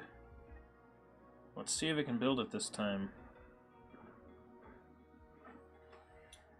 Cross your fingers, everyone. There we go. Fantastic. So now we should have a set of Hangman pages that we can build and then run over here. Keep in mind, everyone, our website is under construction. I can't believe James tossed that animation on here, because that thing is ridiculous. Okay. Hangman. It's so 90s. It is so incredibly 90s. So here's the thing that I love about that scaffolding. It wires all this up and just does it. It's like, yep, no code required. We're just going to connect you with this. So super nice. So these are all the words that are currently in that database. Caution, we are under construction. So if we want to add a new word to the Hangman game, we could add a new word like construction. Create that, and that should now be in our list, I hope. But I'm worried it might be this one.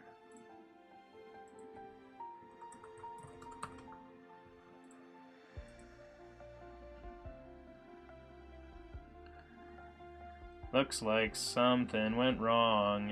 Yeah, WTF Blub. It generated all of this for us. Which is quite nice. I'm wondering what the heck just went wrong there. I have a feeling it's something to do with our stuff, not with how this actually works in ASP.NET. We're going to view this data. Yep, came in as null. I don't know how it didn't set that value, but we apparently have something not wired up right. So here's what I'm going to do. I'm going to hop over into Create. I'm going to hop into the backend code for Create. And then we are going to drop a breakpoint there.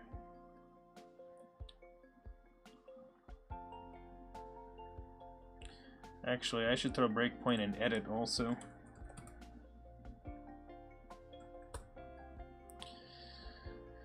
On post for edit, we're gonna throw it there. Okay. Oh, Janisku, you took a look at GenFoo. Yeah, that is the library that James is one of the people that does. So I'm gonna edit this again.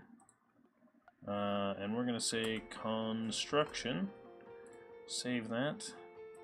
Aren't I debugging this? Why is that not this breakpoint? Not been loaded for this document. Okay. Alright, we're gonna rebuild this. I don't know why the breakpoints didn't load there. Oh, right, because I was debugging the other project. That was debugging the console application. So I'm going to start up the console app again. Let's see if it'll let me just debug this. Debug, start new instance. There we go. Much better. Okay, so let's go back to Hangman. And this page works just fine. We're going to go here. Construction. Save. We should catch the breakpoint now. And then from here, what is our model object? So our Hangman word is right here. Oh, it came up without the word. Okay, so looks like the actual posting of the data is what's failing. That's very strange why that didn't come up.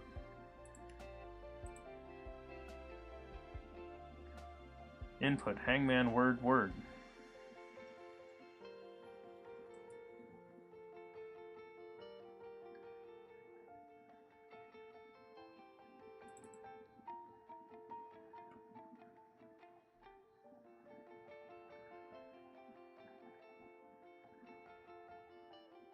Interesting.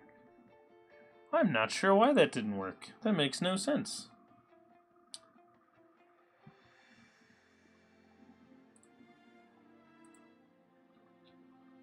Deleting still works. New word.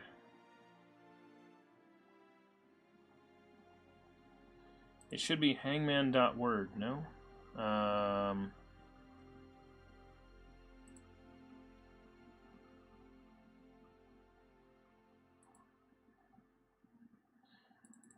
Yeah, word is coming up null. That's weird. Why is it coming up null?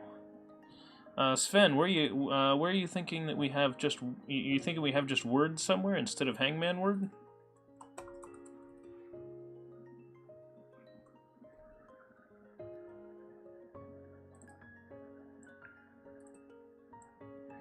Yeah, because those should be wired and sending that up.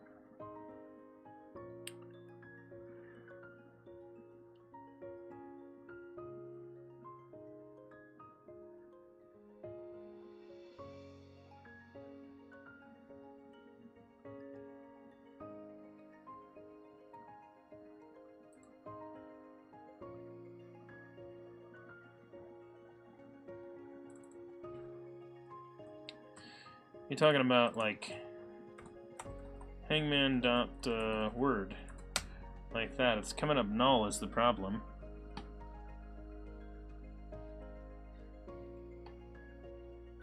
So it should have a value. So here's what I'm gonna do. I'm gonna let that keep going. It's gonna create the empty one again. I'm gonna delete that. And now I want to take a look at what's actually flying on the net tab when I click that. So that's fine, let's clear. And then watching. What happened in our net tab, I wonder? Anything? Really? It's not gonna give me the... oh. There we go. What did it send? Hangmanword.word watching. Okay.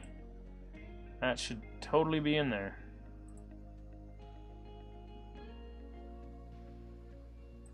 But it's not.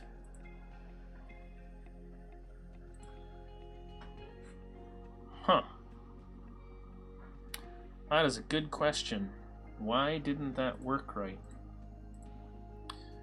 Now, what's weird about that is that we do that elsewhere, and it worked just fine in this.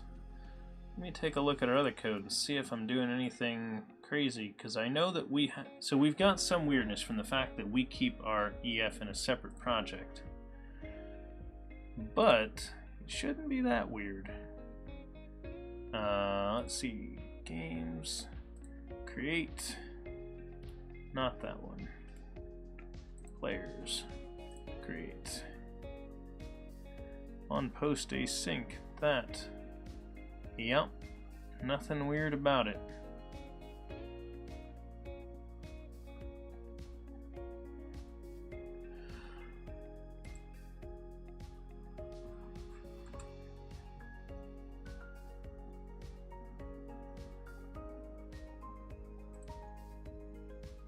I'm actually perplexed why that's not working. This is literally like the out-of-the-box code. This should just work. There shouldn't be anything required to make this work.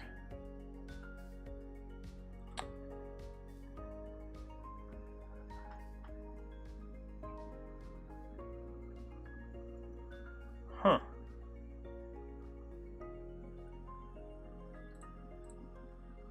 Wonder what it did that for.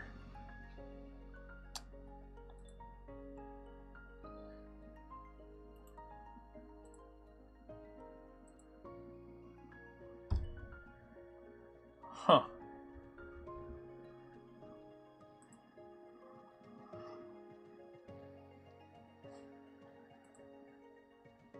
Yeah, we can see those, Terra. The weird part is it's like it's not actually bound. So ASP pages don't work that way. They should auto wire up the model for me. And we don't want to do it any other way other than that. That should be the only thing we do. So that's a little weird. Oh, I wonder if this is why. That could be why. Let's try that again. I'm gonna go ahead and view this. I think we may have gotten it. So that was acceptable for Entity Framework loading the value, but I'm not sure it is when it's coming in from... Yeah, exactly. I think that might have been what got us. Which is weird that if that prevents it. Yep, that's what did it. Okay. Well, I'm baffled by this. It seems crazy to me that when they're doing that model binding in ASP.NET Core, that value being protected blocks them from doing it. I want to find out why. I want to find out why that didn't work. Because that should have worked just fine. Okay, so we could add a couple of extra words here. So what do we have? What do we have in here? Do we have? Nope. Okay, so here's what we're gonna do. We already have taco in here, so we're gonna add burrito. And then what else do we need in here? Because you gotta have tacos and burritos. We already have pizza. We can have animals as well, like zebras. We can have. How do you spell giraffe? Is that giraffe? I think that's giraffe. There you go. And then we can have tiger. And what other animals do we want? Nerd stuff would be appropriate. Well, what kind of nerd stuff do you want? Emacs? There you go. Have Emacs. We could have VS Code. And Emacs. Alright, we can have what do we want? Reboot? Yeah, we want reboot. There you go.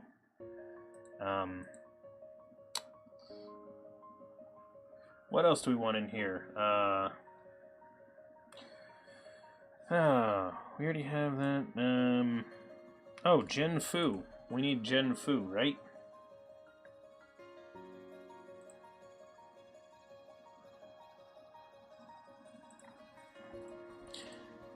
And Hangman.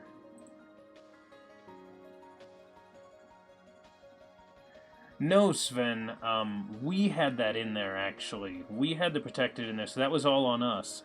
But likely what I would prefer is if the tooling yelled at us about that or something like that.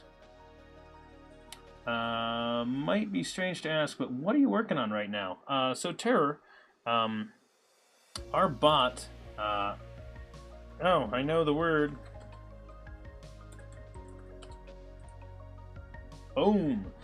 We are working on the configuration pages for managing our bot.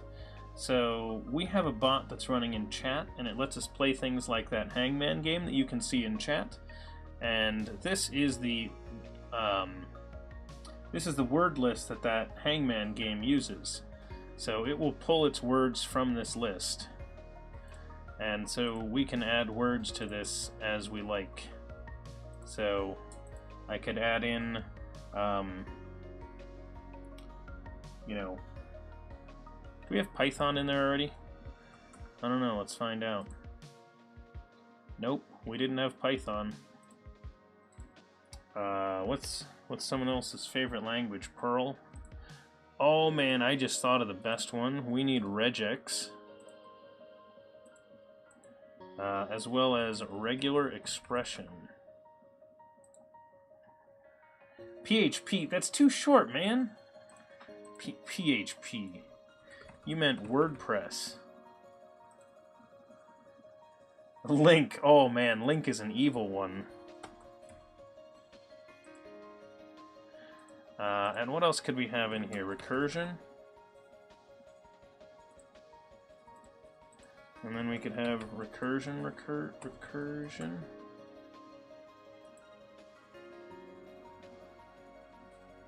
I think Hangman might be in the list already. Yeah, Hangman's already in the list. Oh, hang on. I can start up a Hangman game. There you go. Good old recursion. Okay, so we've got pages that let us add that now, so let's go ahead and adding pages for Hangman word editing. And we can change how those work later, but that'll just stub that in for us, and so we now have that piece at least. And welcome, Terror, thanks for following. I just realized I can turn the audio alerts on right now. I don't have them on when I'm pair programming because I can hear when they go, when alerts go, but the guest can't. So in order to avoid them talking and no one hearing because that's going on, that's why. What do we have so far? We have did we guess I? Nope, I isn't in the word. E. Okay. What the heck is that word? Oh, do we have an S yet? Anybody guess S?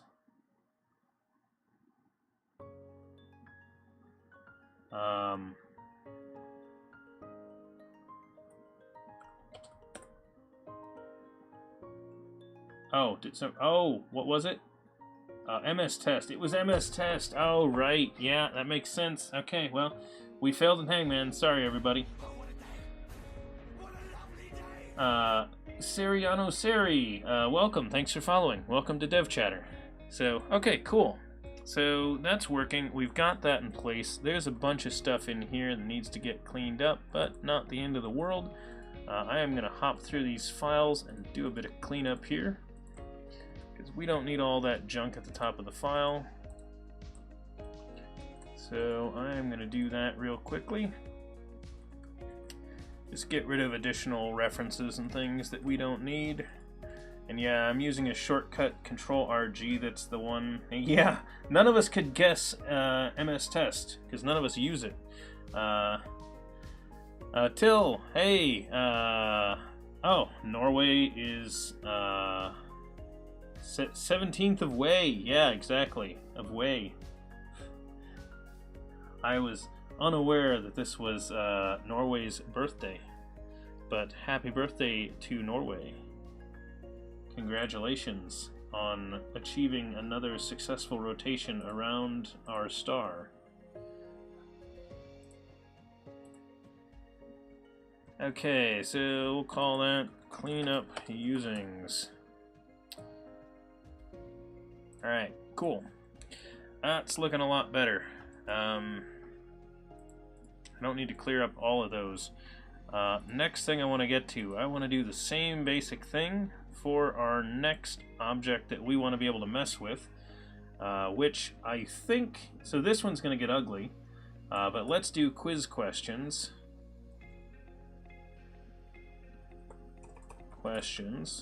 So this one is going to be interesting. So this time, before we do this, I'm going to go to the model object and make sure we don't have anything weird like okay, so that's a private set, that's fine.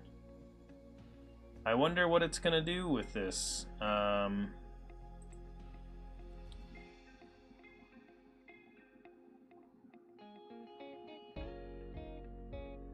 Okay, well, let's see. I'm not sure what it's going to do, but we'll give it a shot. We have source control. If it messes something up, we'll back it up. So, quiz question, data context. We'll let this wire up and we'll see what we get. What do you guys think? Is it going to work? I think it's going to work.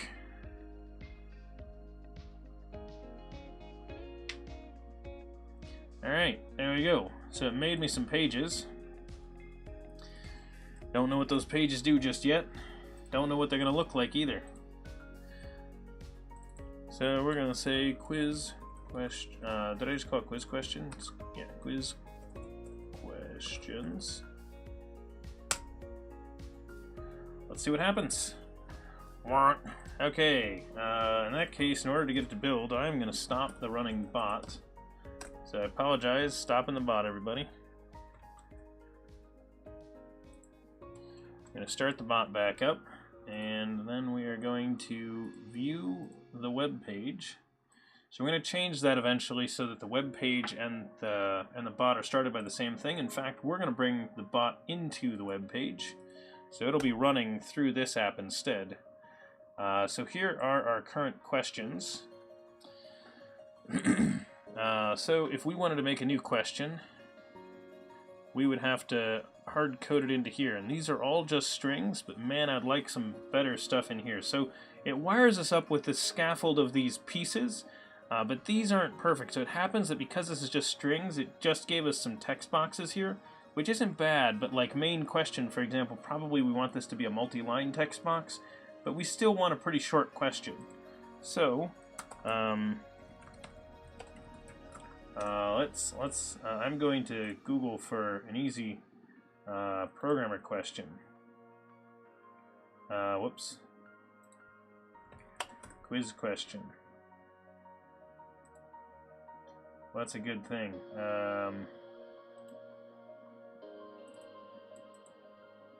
C#.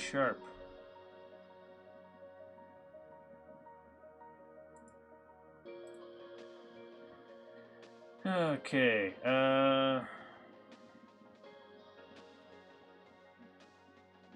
come on, Internet, give me something good. No, I don't want to toss stuff up on screen, by the way, because I don't have control of the websites I'm going to. I mean, I do, but I don't have control of what's on the website.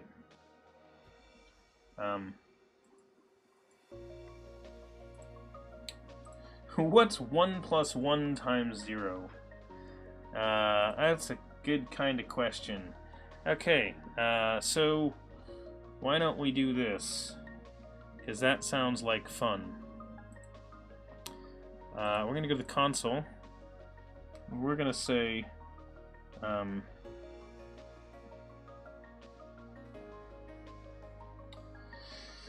what is it? It's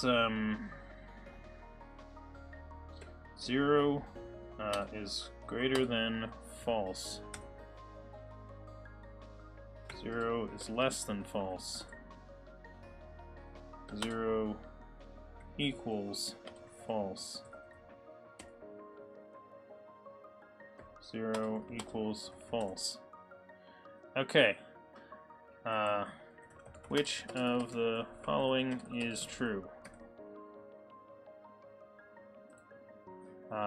It's 0 equals false. And actually, I'm going to preface this with in JavaScript. Which of the following is JavaScript? In JavaScript, which of the following is true?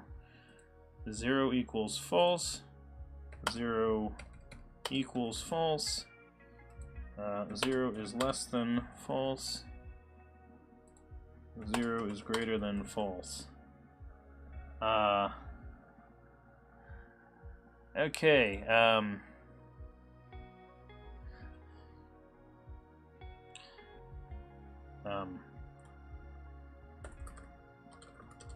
not less, less isn't more. And then what do we want to do as the big hint? Big hint at the end. Yeah, I know, Retro Bear. Yeah, I know. Isn't that absurd? It's crazy. It's the fact that it allows, so it's falsy. We're getting falsy over here.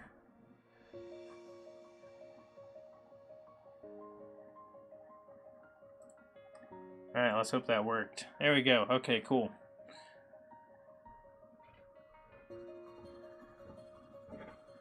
So, we now have a new quiz question.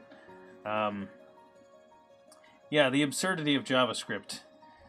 0, in fact, equals false, but 0 equals false is not. So, kind of funny. It makes sense if you know how JavaScript works, because it's converting the values, and it's not, JavaScript's not the only language that does that. Other languages do the same thing.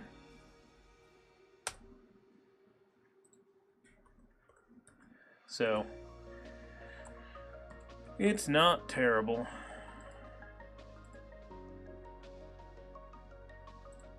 Get rid of that. Get rid of that.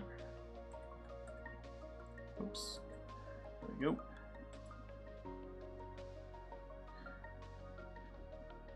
I was referring... Yeah.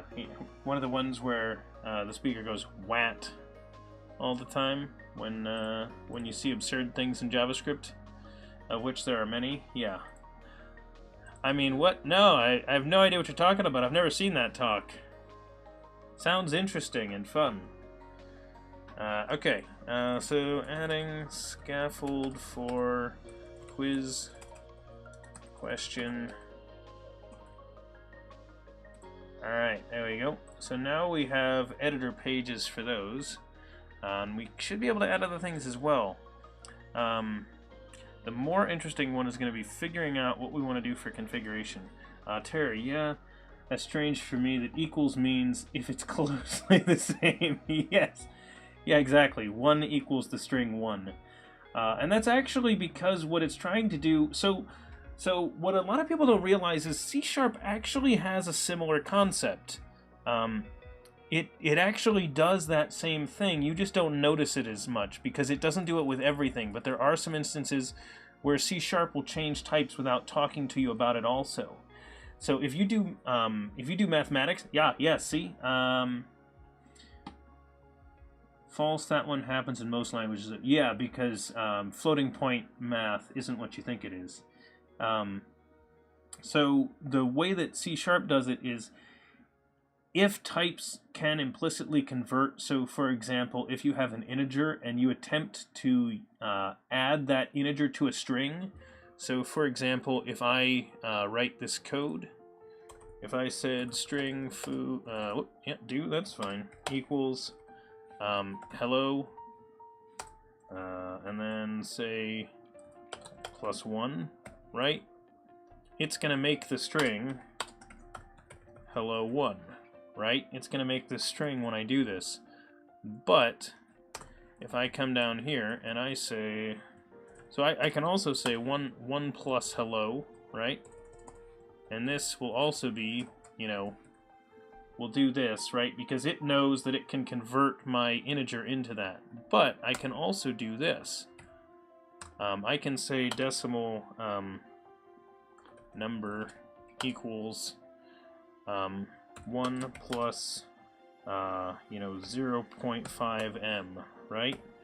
So in this case, I added the integer 1. So when I mouse over that, you can see it's the struct int32, And when I mouse over this, it's a struct of decimal. So these are not the same type, but C# will automatically convert them for me and allow me to do this mathematics that I'm trying to do here. So when it can implicitly change it, it will.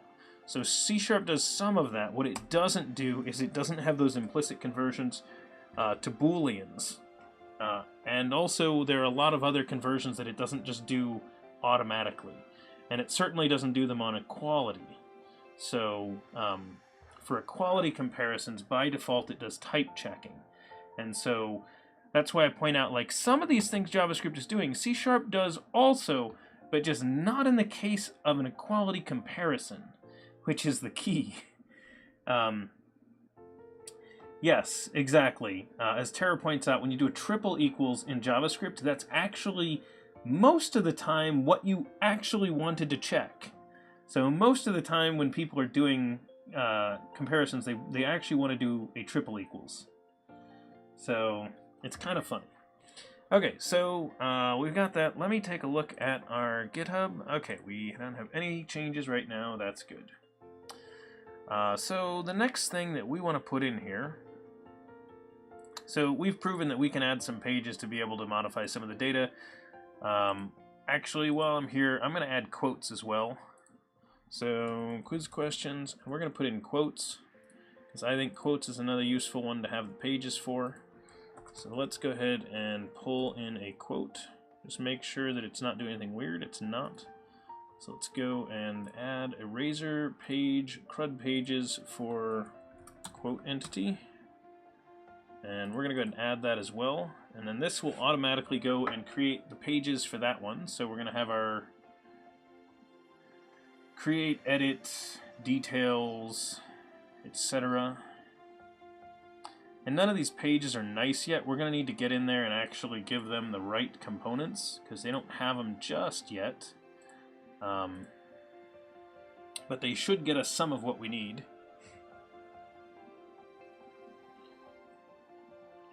So let's go ahead and go into quotes. And there we go. So it's got our quotes.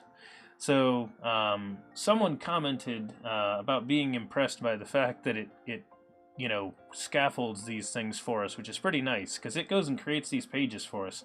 Now we don't like exactly what it's got, so we want to make some modifications to it. But it's nice that it got us this all the same. So now there's a couple of problems, like the fact that I have to type in 15 here, and a couple of other things.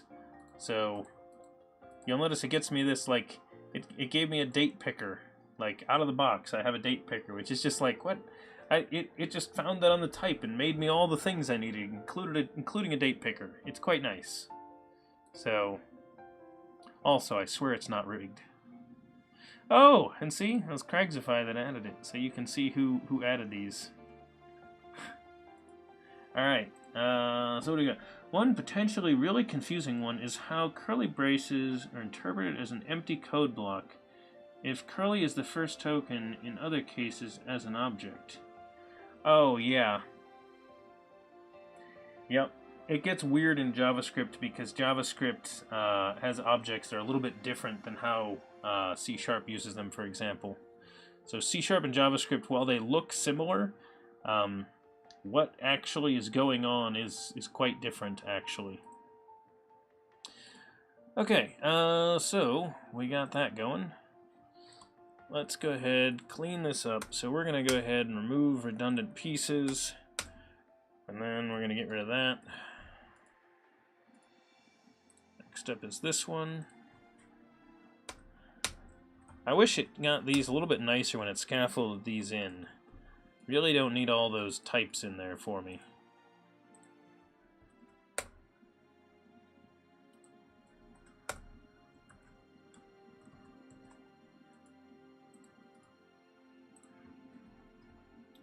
Let's get rid of these. Clear those off the top.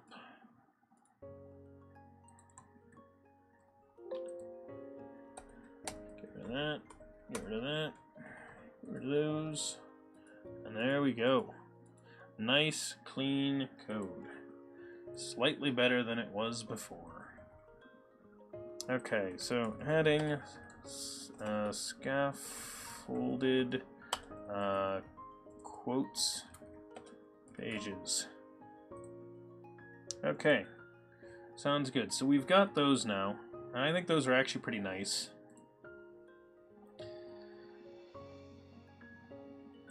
Okay. Now the part that gets tricky. We want to get some of these other pieces actually into some of those. Some of the things that... So we have a lot of pieces that are inside of our bot where we said stuff like... yeah, we're just going to put these in here, and we discussed the fact that we could pull things out as configuration, but we said we're not going to want this as configuration because we're going to want this eventually in the database. So if we take a look at some of our commands, you will find that we've got aspects of these that should be elsewhere. Even down to as simple as, like, the number of streams returned back from the streams command is 5. Like, this is just, you know, hard-coded here as a constant, but it would be nicer if this is part of the database. So we're going to need to start getting some kind of data model for command properties. Now, we technically could have started doing this while it was, excuse me, still a console application. We don't need the web app for this, but it makes it easier to modify the configuration if it is one. So we need to think about the data model. So right now, we could do a data model where the where we have like key value properties or something like that, which I'm not a big fan of. I don't want to do it. We could do a table for each command to have its kind of data in there, but that also seems messy. Almost feel like for values like that, I almost wonder if they shouldn't be some kind of constant where we know what that value should be stored in a key value table or something like that. Excuse me. So that might be the way that we go. I'm just not sure. It doesn't feel right. There might be a better structure. I actually might need to take the time to think about that one as well and do it on another stream. Okay, well, I'll tell you what. Let me check our uptime for the day. Stream's been going for 2 hours 13 minutes. Okay, so I actually think that I want to wrap here. Couple of things that I want to mention before I go. All the code that we've got, as you've been seeing, I'm over here in the GitHub desktop application, and I keep clicking the push button. When I do that, all of our code is being sent up to our GitHub repository, which is right here at github.com/devchatter. And specifically in the DevChatter bot project, you'll notice that this project right here, this branch, is the one that we are currently working on. So if you take a look at this branch, you'll be able to see the code that we were working on today. If you are interested, you can send us a pull request. We have other people that do send us pull requests from time to time. And if you're looking for something to do, you can hop over to our issues section and see if there are any that no one is working on yet. And you can grab any one of these and work on one. KitDK, hey, got a question? And if you are interested in talking with me or any of the other people that are in DevChatter, there are a bunch of us in Discord, and we do talk about various dev topics from time to time over there. So if you are not on this, if you want to talk with any of us while we're not on the stream, that is a great place to chat. So Discord, it is just a chat application commonly used by gamers, and we like the way it works. It's pretty nice, and it serves our purpose as well. So if you want to click that, you can hop over into our Discord and chat with us there. And if you want to see any of our old videos, we have a lot of videos because we do this stream 4 times a week. We're usually here Monday, Tuesday, Thursday, and Saturday. writing a bunch of code together. The videos section here on Twitch has all of our old videos going back to a certain point. So Twitch doesn't keep them forever.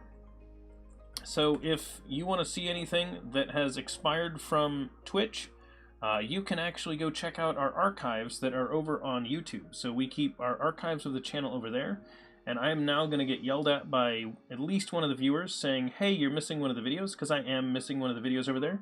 I say this almost every time, but I am going to eventually find that video and get it up on YouTube so that everybody can watch it. But we do keep those loaded there, so there he is. Hey, Sync Awake. Yes, I am missing one of those videos. I need to go find it and track it down and get it up there for you guys so you can take a look at how the bot started. That's actually apparently one of the early videos of the bot is not in there. No, Async Awake. Salt emotes don't work on me. The Naked Flame. Does VS Live Share work with Visual Studio or just Visual Studio Code? Both, the Naked Flame. So I am running Visual Studio right here, and you'll see that I'm technically sharing, but I'm going to end my collaboration session. Thank you for the salty bits there, Till. Yeah. Yes, exactly. So I was running in Visual Studio, and I can tell you that James Chambers, who was connected in and pair programming with me earlier in the stream, was also running Visual Studio. But I can also tell you that if you're running VS Code, you could have connected in as well. So I've been using VS Live Share for quite a while now. It's very fun. We were using the private preview before, but it's now public. So if anybody does want to try out VS Live Share, you can do a quick Google for VS Live Share, and it'll tell you what to get. But the short thing is that it is one of the extensions inside of Visual Studio, so you can just grab that extension. You should be able to connect. You'll have to use your Microsoft account or your GitHub account, but then you can do a share with someone, which pretty much just means clicking that button, allowing it through your firewall, and you can connect them in. I will give you the warning that they do get a lot of access to the code that's running on your computer, so make sure you only VS Live Share with someone that you trust. I wouldn't just live share with any random person out there, but yes, VS Live Share works great. It's still got some kinks in it because it is in preview, so that shouldn't surprise anybody. Couple of other things I want to mention as reminders to everyone. DevChatter, and I want to open up stream info. So if you want to take a look at our schedule, it's actually down below. As I said, we stream 4 times a week: Monday, Tuesday, Thursday, and Saturday.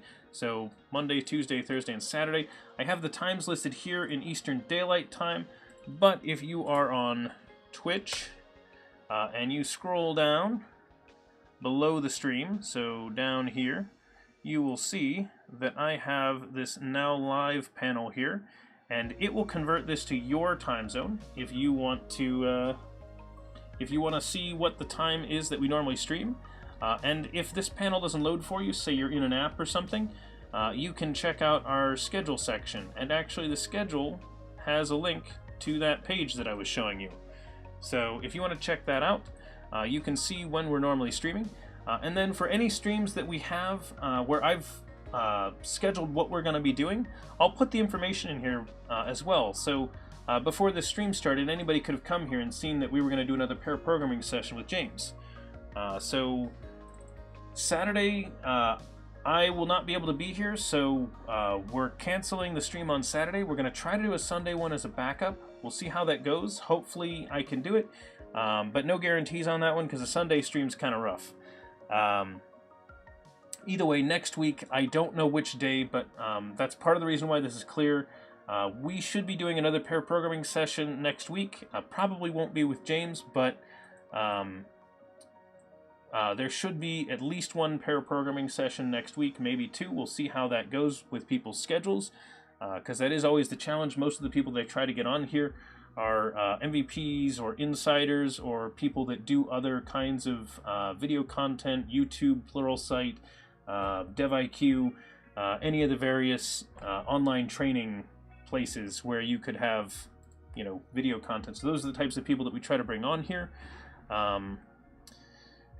And I'm realizing somewhere I should put a list of people that I'm talking to about being guests on the stream. And Till, you are silly. Yeah, I'm totally gonna live share with you. Yeah, definitely gonna click that button and share that link right now. Just expect that to show up in the chat in like 2 seconds, man. It'll be there. So you just wait for that. It'll be there, I promise. It won't be there. I was kidding. Yes, exactly. Very trustworthy. Yes, that's why you put Kappa on the end of that. Okay, so trying to think if there's anything else I need to mention. Okay, so I will jump through and make sure I run through some thanks. So I want to thank Native Kent for the 2nd month resub of his Twitch Prime subscription. So that was awesome. I want to thank C# Fritz for the host today. Even though that was just, I believe that was it a host or not a host? I'm actually not sure. And then we have a whole bunch of people that followed. I want to thank each and every one of you. I should have mentioned your name when you did follow. If you are in here and enjoyed the show at least a little, or want to be able to catch the next one, make sure you click the follow button. Should be like a heart little button or something somewhere. There's a follow button somewhere. If you click that, you should be able to set it up so you can get a notification when we go live next, so you can catch our next stream. And I want to thank Till for the 3 pennies. That was awesome. Those salty bits are fantastic, I guess. I don't know why they were salty. I put those videos on YouTube just like you guys wanted. And other things, links in chat for anybody that wants them. Relevant links all going into chat right now. And yeah.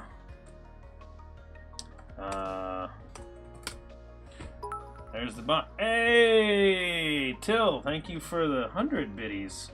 And Massive Quasar, thank you for the follow. Sadly, the bot is no longer subbed, but and there it is. So thank you for the follow. Hopefully everybody has a fantastic rest of your Thursday. Yeah,